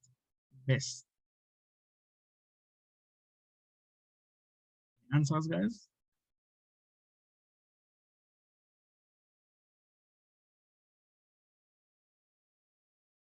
B. Most persons are saying B. Yes, I agree with that. It's B.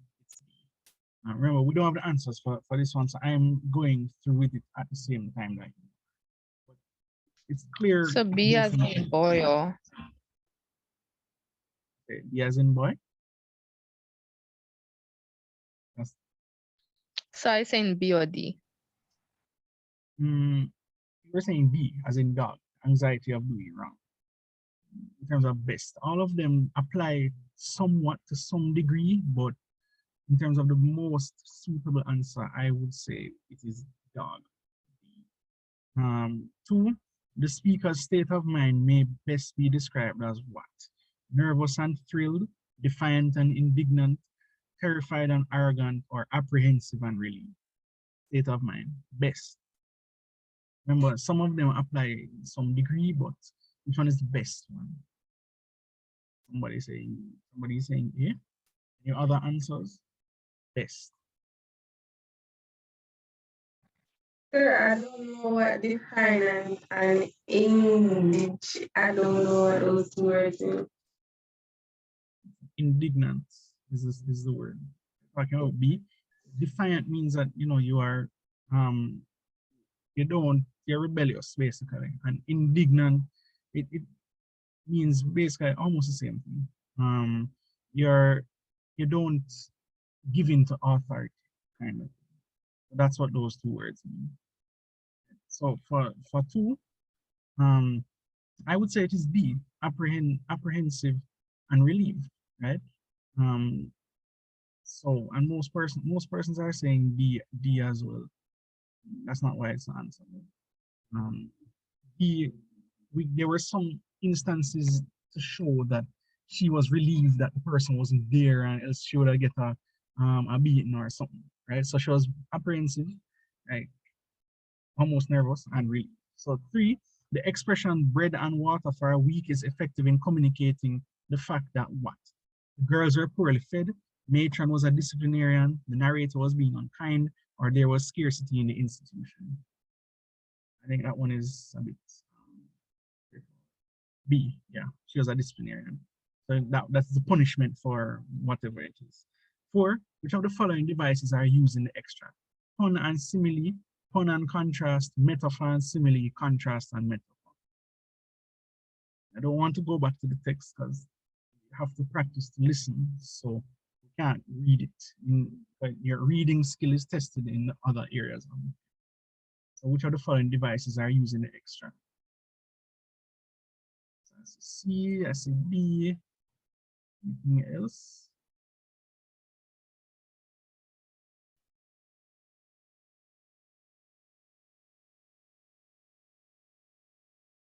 Yeah, metaphor is definitely there. Was there a simile there? Based on what you guys can recall?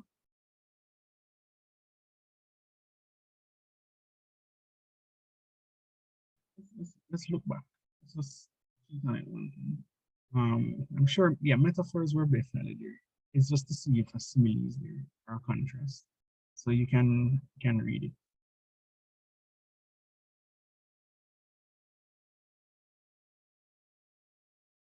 I don't see any similes. There are contrasts there. I would say contrast and metaphor. I don't see any similes. Yes, sir. Contrast is there. Metaphor is there, but I don't see any similes. Anything to say? Compare two things as like and as. So the answer for that one is D, contrast and metaphor. Five, the extract suggests that aunts what? Cannot cope, is compassionate, is just like matron, or cannot tolerate indiscipline. I think that one is straightforward. Yeah.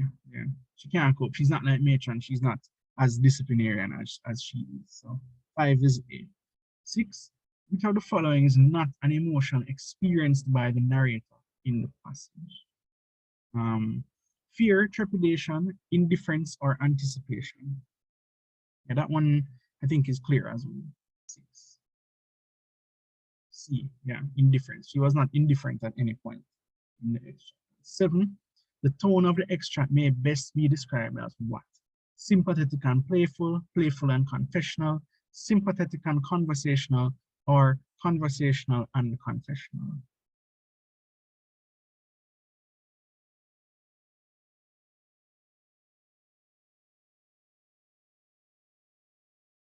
Right, I see D. The other answers? C, sympathetic. Best. Remember when they ask the question best, it's not that the others are not there. In more often than not, they are there. They're asking you which one is the most suitable answer for this one. And for me, I think that is D. It's conversational and confessional. It's definitely confessional, right? And it's conversational. It sounded like she's having a conversation with us. So seven is D. So going back to the first section, one is D as in dog. Two is also D as in dog. Three, bread and water, is B as in boy. Matron was a disciplinarian. Four is D as in dog. Five is A as in apple. Six is C as in cat. And seven is D as in dog. Right? Two is D, dog. E for number two. Right, so we're moving on to The next part, still module 1, questions 8 to 11. Megan and Lucy, and as I said again, the questions, they just change up the names of the people, they just change up the places, but the scenario, the similarity in the question is, it rarely changes, right? So gathering information, doing research, they just put the same thing back on. So that's why it's easier to go through, and we finish much quicker than we expected. 7.7 is done. So moving on to section B in module 1, Megan and Lucy are conducting research on the reading habits of teenagers in the 14 to 16 age group in their community. Lucy believes that all that is required is gathering information from a website she found on the internet, but Megan believes that they should examine other sources. Question 8 asks, which of the following will be the main advantage if interviews are used as a method of data collection? Main advantage, is it cost savings, confidentiality of data, ability to probe for further details, or ease in processing the data gathered? One should be straightforward. 8 is C. Yeah, 8 is C. 9, which of the following web addresses is not likely to provide the most credible information for this research? Is it readingteens.org, .com, .gov, or .edu? B. Answer is B. Organization, com is any like commercial website, gov is a government organization, educational. 10, the most reliable source of primary data for this research would be what? Periodicals, newspaper articles, secondary school students, or parents of primary school students. Remember, you're conducting research on the reading habits of teenagers in the community, age 14 to 16. So the answer is C. Right. What is saying C? 11, which of the following activities would Megan and Lucy be involved in if they are conducting? Is it creating and investigating a treatment group, diagnosing problems and finding solutions, gathering the sample's opinions and beliefs, or obtaining detailed information on a member of the sample? 11. There's only one possible answer.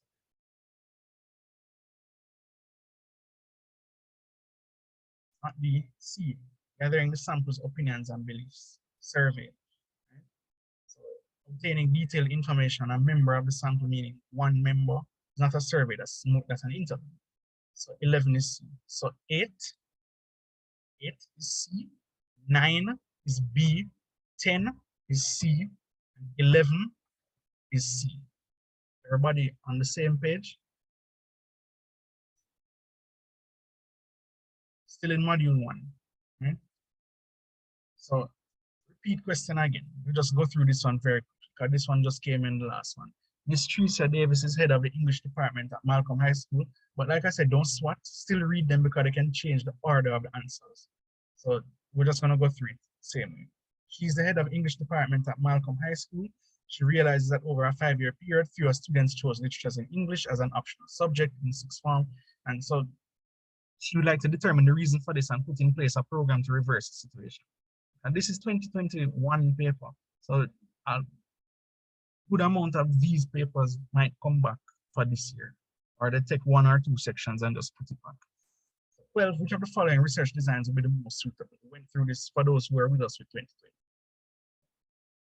B, exploratory. 13, which of the following data collection methods is most suitable for her to use? Anybody? Went through it. Interview, document search, observation, schedule, participant observation. A. Yeah. And A. 14, which of the following factors could invalidate the generalization which Ms. Davis makes from the findings? Is it the sample is too large, it's not representative, it's carried out only in the school, or conducted during end of year? Only one answer there. 14, B, yes. 15, which of the following must Ms. Davis consider in selecting her sample? Composition of the school's population, size of the school's population, accuracy of the school's data. E, all of them, right?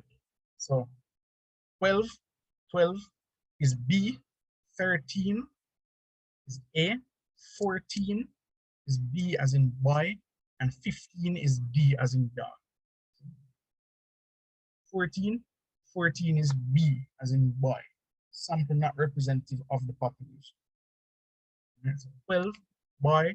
13, A. 14, boy. 15, dog. Finish with module 1. Module 2 now. Patois and Creole and all of that. So,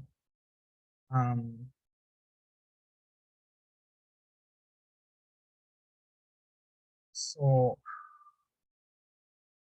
it means don't shout at me was all he got for his pains. Don't you definitely. What's that the young varmint says, Maud? Mrs. Dovecot came over and got him to understand after 2 or 3 attempts. 3 pence, Maudie, he cackled. 3 pence. Did you hear that, Maud? Did you ever hear the like? I'll bet you ain't never did. 3 pence. The lad'll have money. What eyes got sweat blood for? Just to give that megahi what's got his bread so well buttered off on both sides, not to mention the middle. 3 pence. Ha ha. Oh, Maudie. And he broke down once in helpless laughter. Clement went out and sat under the breadfruit tree that grew before the door, resting his back against the trunk. Right? So yeah, it's taken from an anthology of short stories written in Trinidad. Also looks like it's interspersed with some American. Which of the following dialectal varieties are used in the dialogue? Basilic, acrolect, mesolic. Bunny?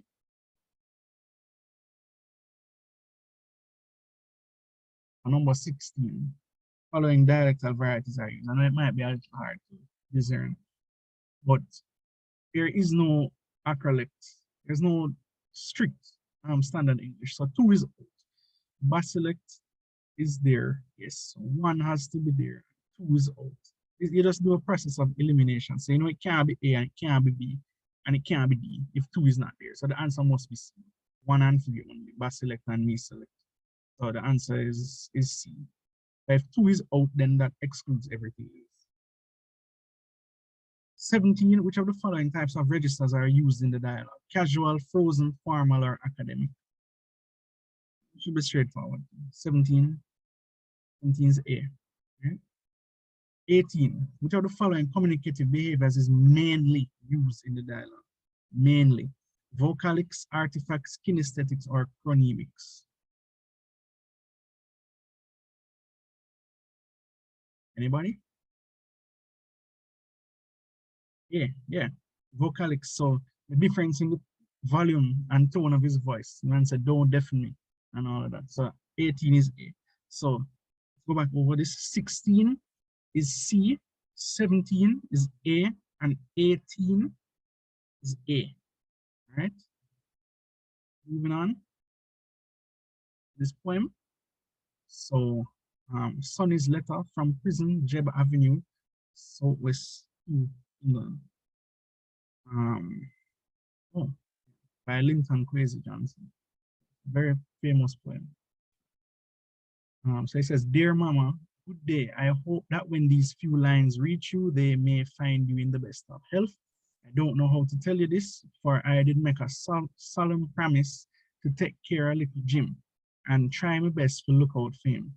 Mama, I did really try my best, but nonetheless, sorry to tell you that poor little Jim get arrested.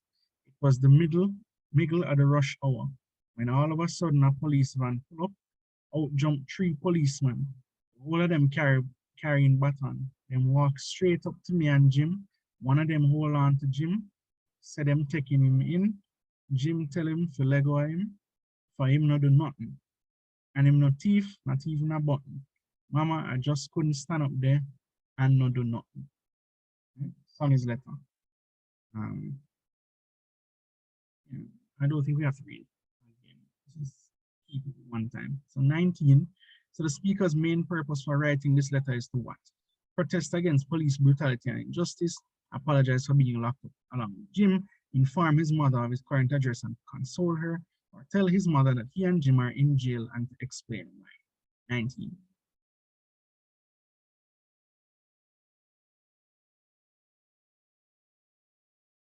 Yeah, they're both Sonny's letter from prison. So 20, the register of the poem may be described as what? Frozen, formal, intimate, or consultative.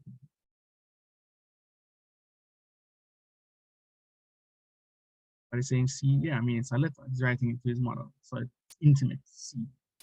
21, which of the following is a purpose for which the writer uses English Creole in the poem? Is it providing aesthetic pleasure to the reader, persuading readers to reject racism and social injustice, serving as a vehicle of easy communication between inmates, or providing appropriate communication between mother and son? Why is he using Creole? Remember, he started out basically with English, the first 3 lines, and then the rest of it, he went into Creole. Why? 21. C, somebody said D. 19 is D, as in dog. 19 is dog, and 20 is C. 21, yeah, what are we saying is 21? So the following is a purpose for which the writer uses English Creole in the poem.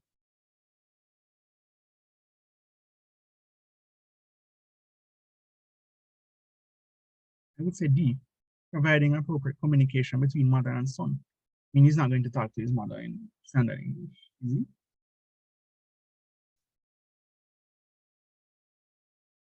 A is also possible. No, I wouldn't say D. The best answer is probably not. It's definitely A, because he's describing what happened when they got, when the police got to them, and what was said and what they did as they got to jail. And I realize many persons not answering this. But do we agree? Can we see why it is A for 21? Providing aesthetic pleasure to the reader. Yeah, because it can't, there's no justification for D since he started off with English, right? But then the first 3 lines are English, and then the rest of it is in Creole, where he's describing when they got locked up. So we can agree that it's A. Yeah, so the answer is A for 21. And so it can't be D.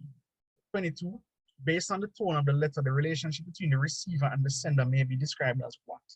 Tense, bitter, cordial, or affectionate.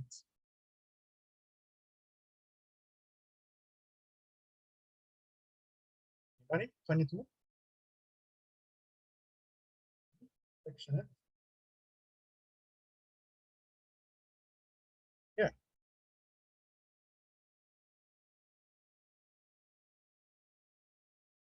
Yeah, affectionate. D. 22 is D. 23, Sonny is most likely to be incarcerated where? Jamaica, England, Barbados, or America? Should be clear. E, yeah, and then it said it at the beginning. It said England, INGLAN, they meant England. All right, so 23 is boy, as in England. So let's go back over this. 19 is dog.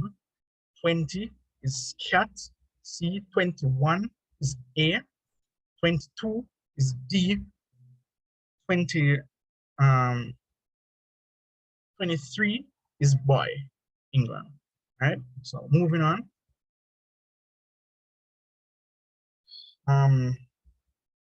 Yeah, we went through this one already, but I'm still going to read it because they repeated this whole thing. Rufus had in him a passion, kind of vexation that when he stand up before a crowd, he would get all tangled up with his words and feelings, but Rufus don't have the education. They tell this story how one night at a meeting, Rufus was talking about the cost of living. People can't eat book in this country, Rufus said. People can't eat words. What the people need is bread. B-R-E-D, bread. Rufus, you leave out the A. Somebody from the crowd called out to him, and Rufus correct himself. B-R-E-D-A. They tell of another time, the reporter tell Rufus that Mr. Richardson suggests that they should put more boys out in the sea to mark the area. Boys, Rufus say, big men does drown out there in the sea and he wants to put boys. No, we couldn't vote for Rufus. Who we want in the council is a man that qualified, a man with education just like the people in Britain. Ivan could really talk. Rufus was all right, but after you listen to Ivan Martin, you had to put Rufus aside. All right, so 24, which of the following roles is language serving in this extract when it's used to judge Rufus's level of education? And I remember that 24, the answer is C, it's political. It's not social in this case, specifically it's political. Just indicate if you still agree or if you remember that this is what we said. 25, the narrator relates the stories about Rufus mainly to do what? To show hatred for him, to show that Rufus is uneducated, to show that the people dislike Rufus, or to validate the view that Rufus is competent. Answer is B, show that Rufus is uneducated. 25 is B. 26, which of the following attitudes may be inferred about the narrator based on his account of Rufus's behaviors? He values education, he dislikes British people, does not like people with passion, or unsympathetic towards Rufus. 26, the answer is A, values education. And so 24 is C, 25 is B, and 26 is A.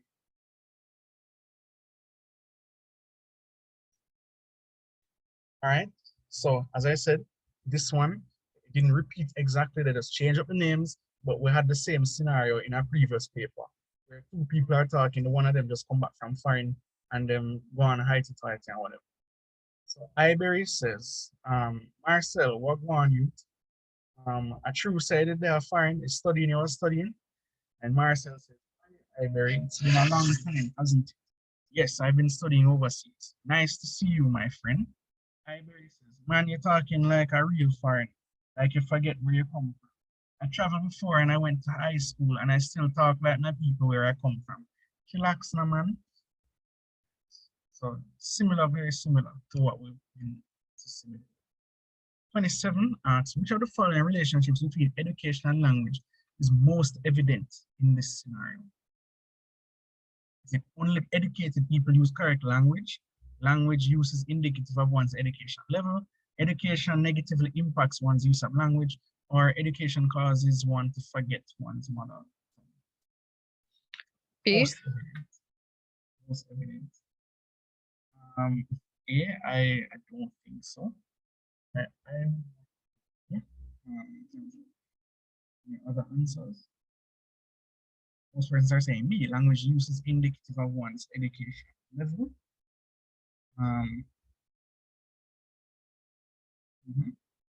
Yeah.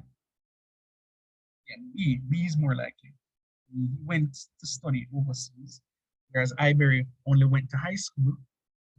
Probably hasn't attained a certain level of proficiency in English. So the answer is B. Language use is indicative of one's education level. 28. Ibery's attitude towards Marcel's use of standard English can be described as what? Scornful, accepting, indifferent, or annoyance. That one should be a bit straightforward. But yeah, what does Ibery think about Marcel talking in proper English? Basically, that's what it's asking. What, guys? It says D, he's annoyed. Why A? Scornful? Easy. He's just annoyed. Like the man just said, you forget where you come from. I mean, he said, just calm down, just relax. Like you're among your people again. Just talk the way that you talk to us before you go abroad.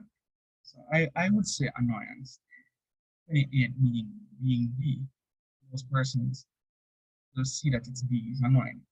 27 is boy. B. Language use is indicative of one's education. All right. So we agree on that. 27 is boy and 28 is dog. It's annoying. Let's move on.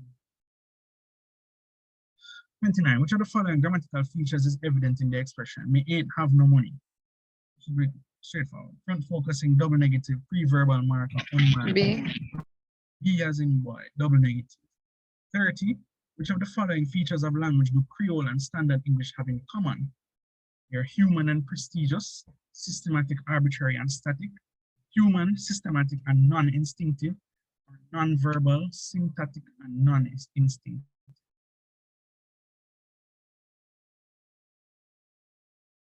Hey guys, what do they have in common? For 30, number 30.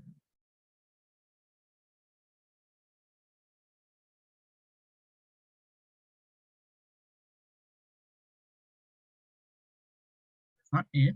People don't think of Creole to me. That's just the elimination. It's not A. People don't think of Creole as prestigious. So it can't be A. B, Creole is not static, so it can't be B. So it's either C or D. Okay? People think of Creole as systematic. It has its own writing system, right? It has its own phonology and things like that. Right? D. What it says B? C is the answer. It's human, systematic, and non-instinctive. Does everybody see why it is C? Both of them are systematic, both of them are human. So automatically, it doesn't matter whether it's non-instinctive or not. The point is, you're trying to, since there are repeated options in each of them, you just need to eliminate what is not. And so once it is human and systematic and it have 2 to the 3, it is that is the answer. So 30 is C. So 29 is B and 30 is C. All right, so we're moving on to the last module now. But sometimes you're given an image, and this one is about writing and speaking. So this one is a comic strip, and the first panel says, the lady is saying, "Ooh, look, a wishing well." And she puts a coin in the wishing well in the second panel. And then the third panel, the guy, he said, like him, hissing teeth kind of thing. And then he says, "You don't believe in those things, do you?" And then she says, "Not anymore." Right? 31, the man's body language in box 1 indicates that he is what? Thrilled, irritated, indifferent, or supportive. Anybody? 31, hands in pockets. See, yeah, he's indifferent. Just can't be bothered. Doesn't even know why he's there. 32, which of the following words describes the man's tone in box 4? And say, "You don't believe in those things, do you?" Angry, disdainful, despairing, or conciliatory.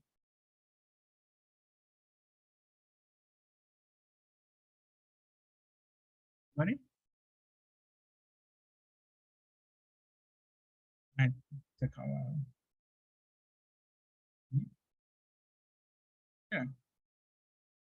B's answer is disdainful. Disdain means that you think particularly lowly of something, right? The man is, or you're doubtful. The man is asking, "You don't believe in those things, do you?"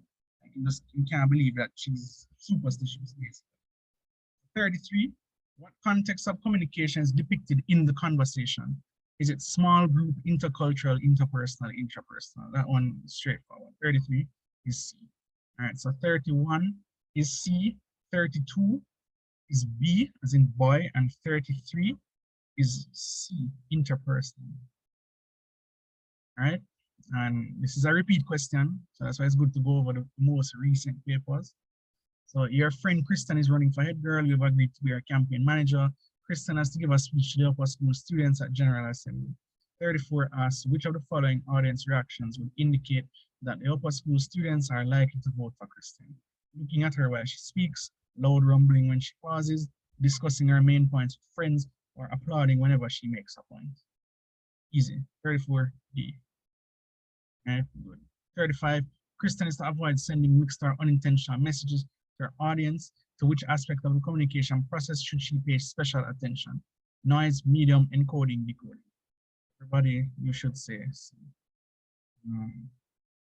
35, C is the answer. Encoding. This question came already, and the answer was C. You have to think about how you're going to encode and put the message so that everybody can understand. All right. This one, it's not a repeat, but it is similar to a question that came already. Presentation and digital communication is being made in a lecture theater where the air conditioning unit does not work. The presenter speaks loudly and uses some words that seem to annoy and confuse the audience. Simon thinks the speaker does not care about his audience, and so he stops listening and starts planning his holiday. The speaker's use of visual aids does not help in making the audience feel that they are learning anything new from his presentation. 36 asks, which of the following are barriers to communication in this scenario? You have choices between 1, 2, and 3. Don't automatically choose all 3 of them. Read them first. Poor visual aids, listener's attitude, broken air conditioner. Which ones of them are barriers? Communication. But guys, but I mean, by default, since 1 and 2 are already there, then it must be, it's either A, 1 and 2 only, or 1, 2, and 3. Yeah, answer is A. I mean, broken air conditioner, you might feel uncomfortable. It's not going to really impede communication, in my opinion. 37, which of the following types of barriers is mainly responsible for the failure of the communication process? Simon, is it internal, physical, external, or psychosocial?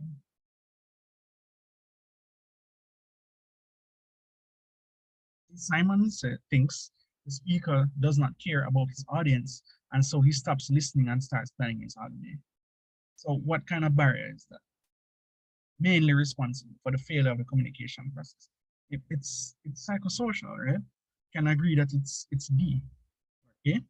Everybody saying A? Internal? Why does everybody say internal? I mean, Simon, he just said it. He said the speaker just doesn't care. A, D. How would we describe internal in this process? Internal would be like the people who are receiving it, like Simon and the classmates, students, that it's something internal to them is causing them, right, to not be able to get the message, right, or something internal to the speaker. But psychosocial relates more to like his care. What does he think about his audience? I would say it is more psychosocial than internal. I don't know if anybody will agree or understands the reason. Internal just means something like, there's something preventing you personally from listening or from taking the person seriously. I would say 37 is 38, the process by which messages are exchanged and meanings interpreted between the speaker and the audience is known as what? Speech encoding, decoding, or communication. Straightforward, right? But everybody's supposed to say. Yeah, psychosocial is really like state of mind.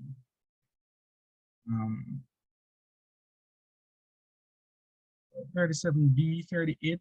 Do we see that 38 is D as well? Buddy, communication. Need one person to say yes. Then we can move on. Everybody? All right. 38 is D. Yeah. 39, which of the following does not operate as a barrier to communication in this scenario? Not gender, vocalics, semantics, perception.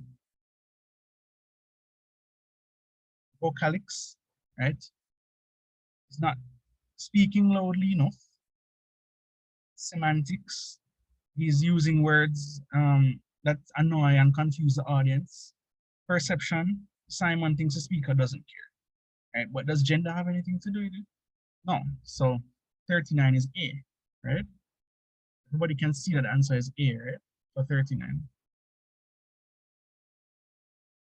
One, guys, are almost finished. Almost finished. I'm going 2.5 hours. All right, A. All right, so 36 is A, 37 is B, 38 is D, dog, both of them dog, 39 A.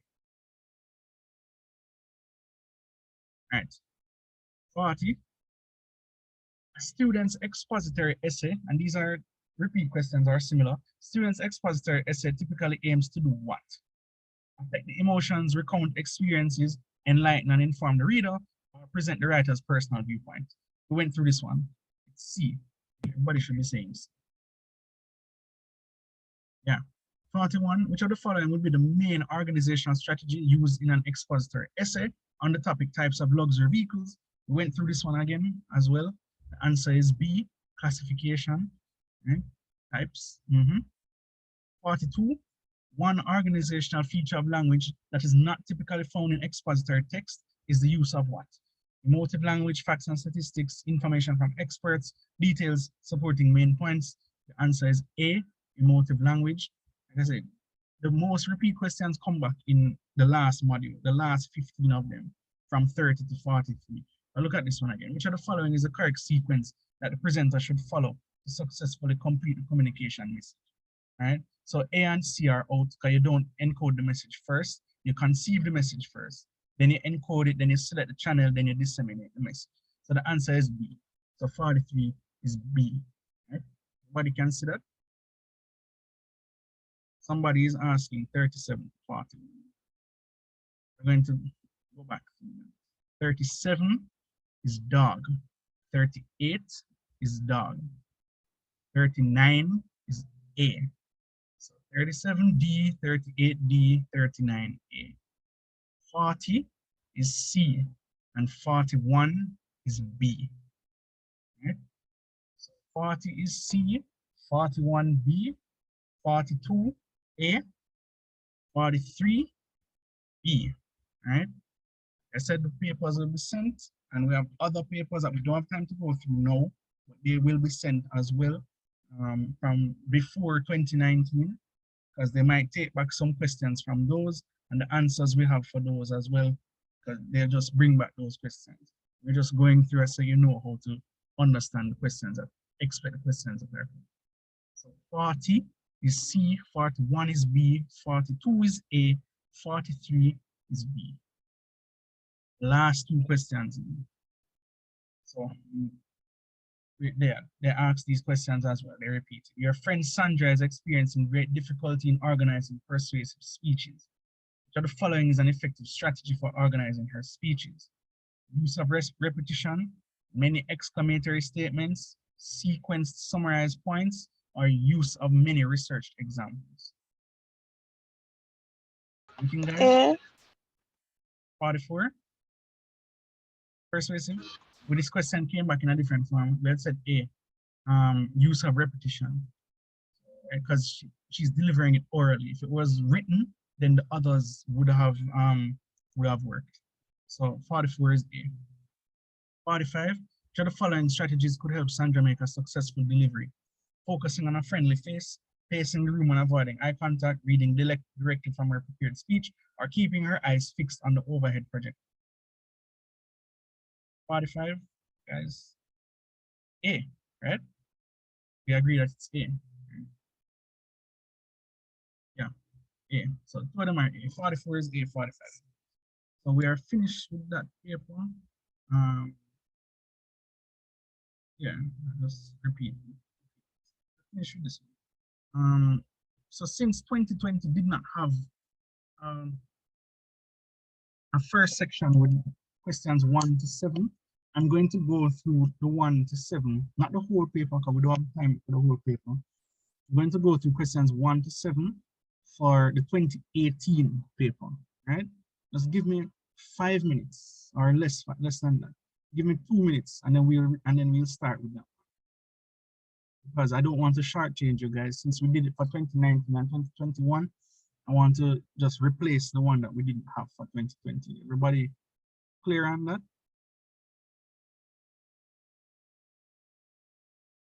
Just give me 2 minutes and then we just do 1 to 7. But don't worry, like I said, the papers before 2019, like this one, 17, 18, 16, 15, we'll send those and the answers as well, so that you can just get familiar with the questions, because as we have seen, some of them have repeated like from 19 to 21. Right? Just give me 2 minutes and then we'll start this.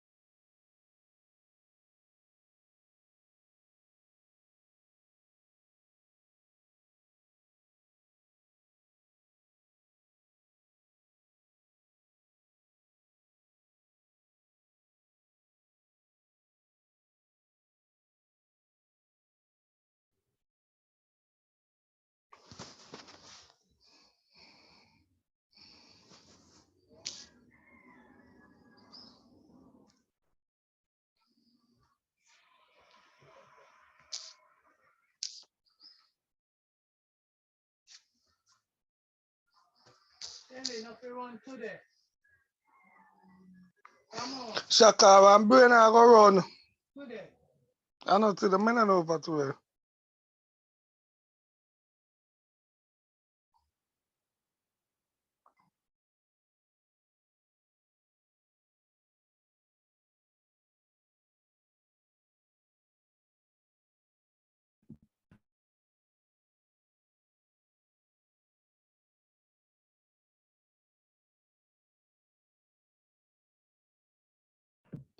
Excuse me, question will say, I ain't got no money.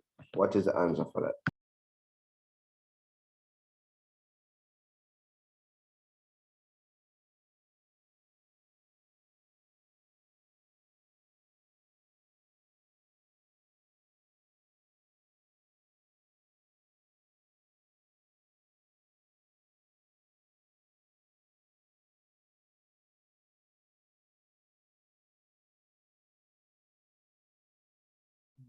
All right, ready again, guys? I'm gonna go through this one very quickly. Are you ready?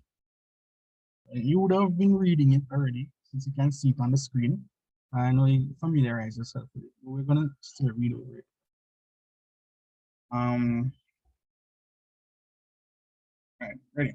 So the living room would be a comfortable and well-ordered room if it were not for a number of indestructible contradictions to this state of being. Its furnishing are typical and undistinguished, and their primary features now is that they have clearly had to accommodate the living of too many people for too many years, and they are tired. Still, you can see that at some time, a time probably no longer family, except perhaps for Mama, the furnishings of this room were actually selected with care and love and even hope, and brought to this apartment and arranged with taste and pride. That was a long time ago. Now the once loved pattern of the couch upholstery has to fight to show itself under acres of crotcheted doilies and couch covers, which have themselves finally come to be more important than the upholstery.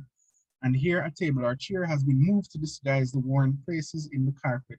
The carpet has fought back by showing its weariness with depressing uniformity elsewhere on its surface.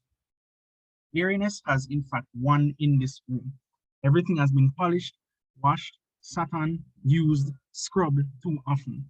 All pretenses but living itself have long since vanished from the very atmosphere of this room.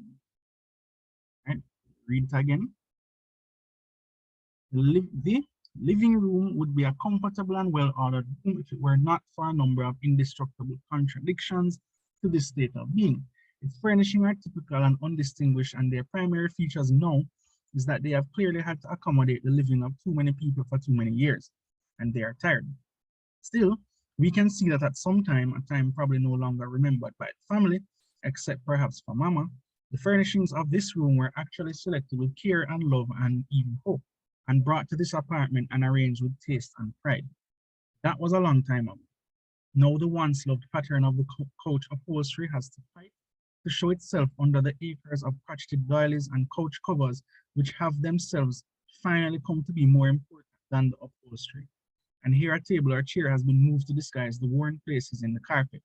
But the carpet has fought back by showing its weariness with depressing uniformity elsewhere on its surface. Weariness has in fact won in this room. Everything has been polished, washed, sat on, used, scrubbed too often. All pretenses but living itself have long since vanished from the very atmosphere of this room. Right? So we move on to the questions now. 7 questions. Which of the following best captures the main concern conveyed in the extract? Is it A, the durability of the living room furnishings, B, the pride that can result from preserving family heirlooms, C, the decline and exhaustion which is a consequence of living, and D, the dreams and aspirations of the family who inhabit the room? So we have the answers for these, so let me know what you think. Which of the following best captures the main concern conveyed in the extract? C.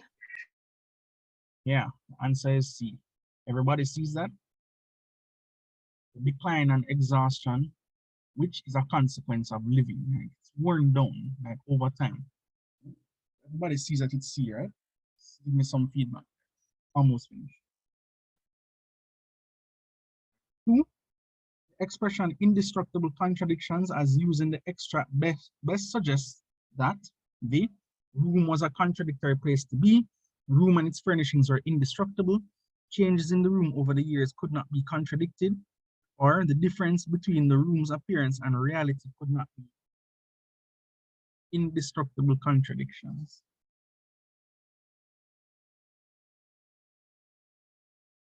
What it guys? What does it suggest? Indestructible contradictions.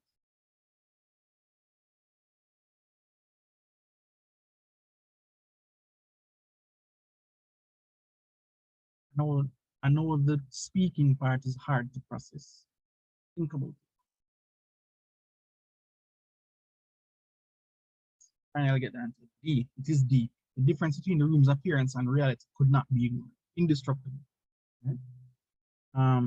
3. Which of the following literary devices are mainly used in the extract? Metaphor and paradox, metaphor and contrast, personification and paradox, or contrast and personification? 3.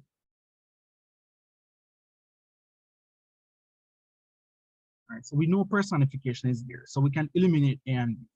Right? So it's between C and D. What are people saying? One person says C, one person says D. Answer is D. It's contrast and personification. Literally showing when it was good compared to when it run down and turned bad. So 4, Mama is perhaps the only member of the family to remember the furnishings as they were at some point in the past because she is the most observant member of the family. A, is the only one to clean and care for them. B, might have selected and arranged them in the room. Or D, is the only one who knows how the family's fortunes have declined. That's 4. What's the answer for number? Let's go back over. 1 is C, 2 is D, and 3 is also D. Right? C, D, D. We are on 4 now. What's the answer for 4? They said that Mama is the only one who can remember the furnishings as they were at some point in the past. 5.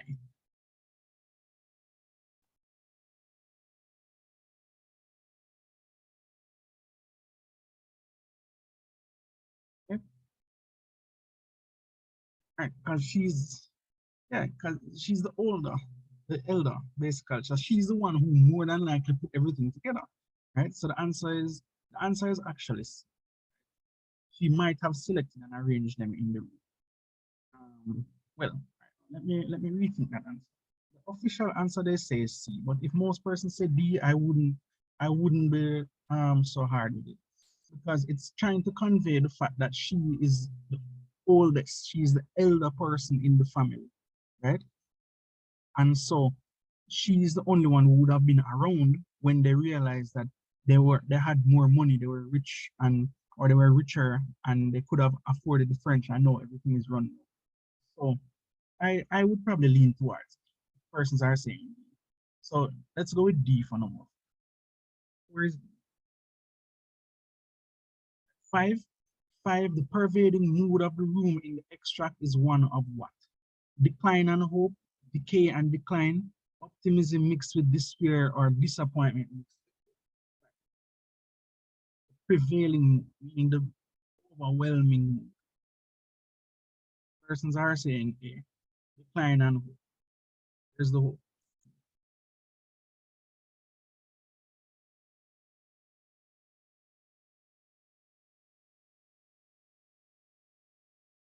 What is seeing any hope? There's no real hope in there. Even when they've mentioned it, even when they have tried to bring back the thing to some form of glory, it still didn't work.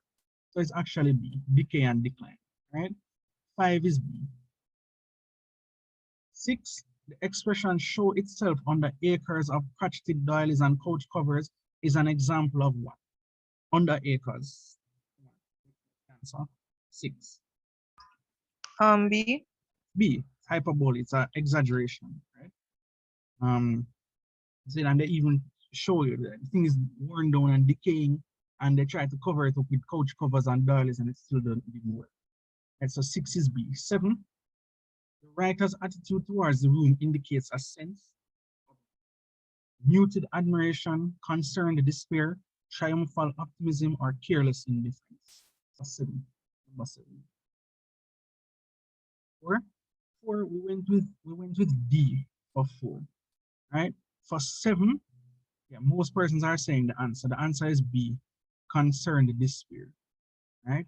The attitude is concerned despair. 7 is boy. So let's go back through each of these. 1 is C, 2 is D, 3 is D, 4, we went with D as well. So 2, 3, and 4 are all dog. 5 is boy, 6 is boy, and 7 is boy. So it is C, then 3 dogs, then 3 boys. So C, D, D, D, B, B, B. All right?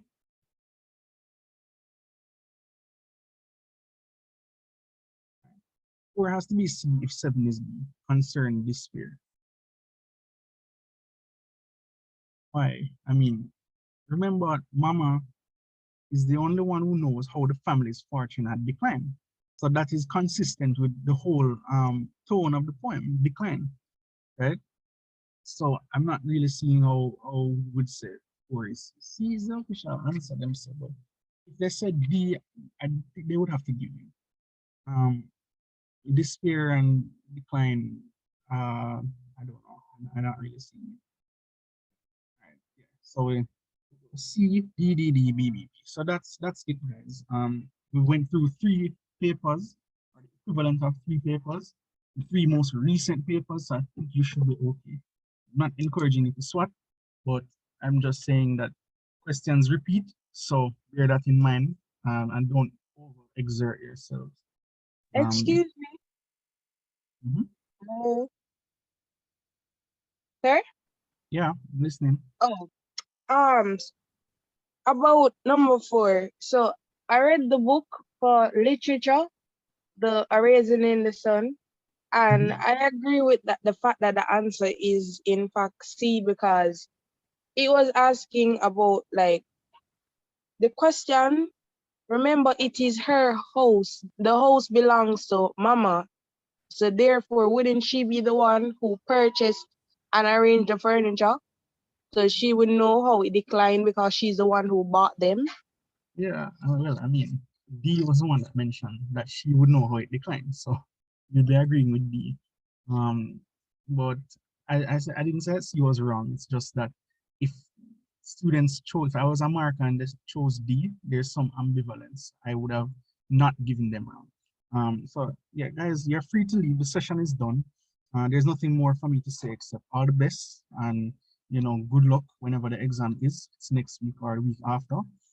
And yeah, it's not a teaching session. We've done everything we can do. This will be sent to you, the recording, and the papers will also be sent. Just contact New Jamaica by whichever channel, and you should be able. Right? So everybody is welcome, and just take care and stay safe.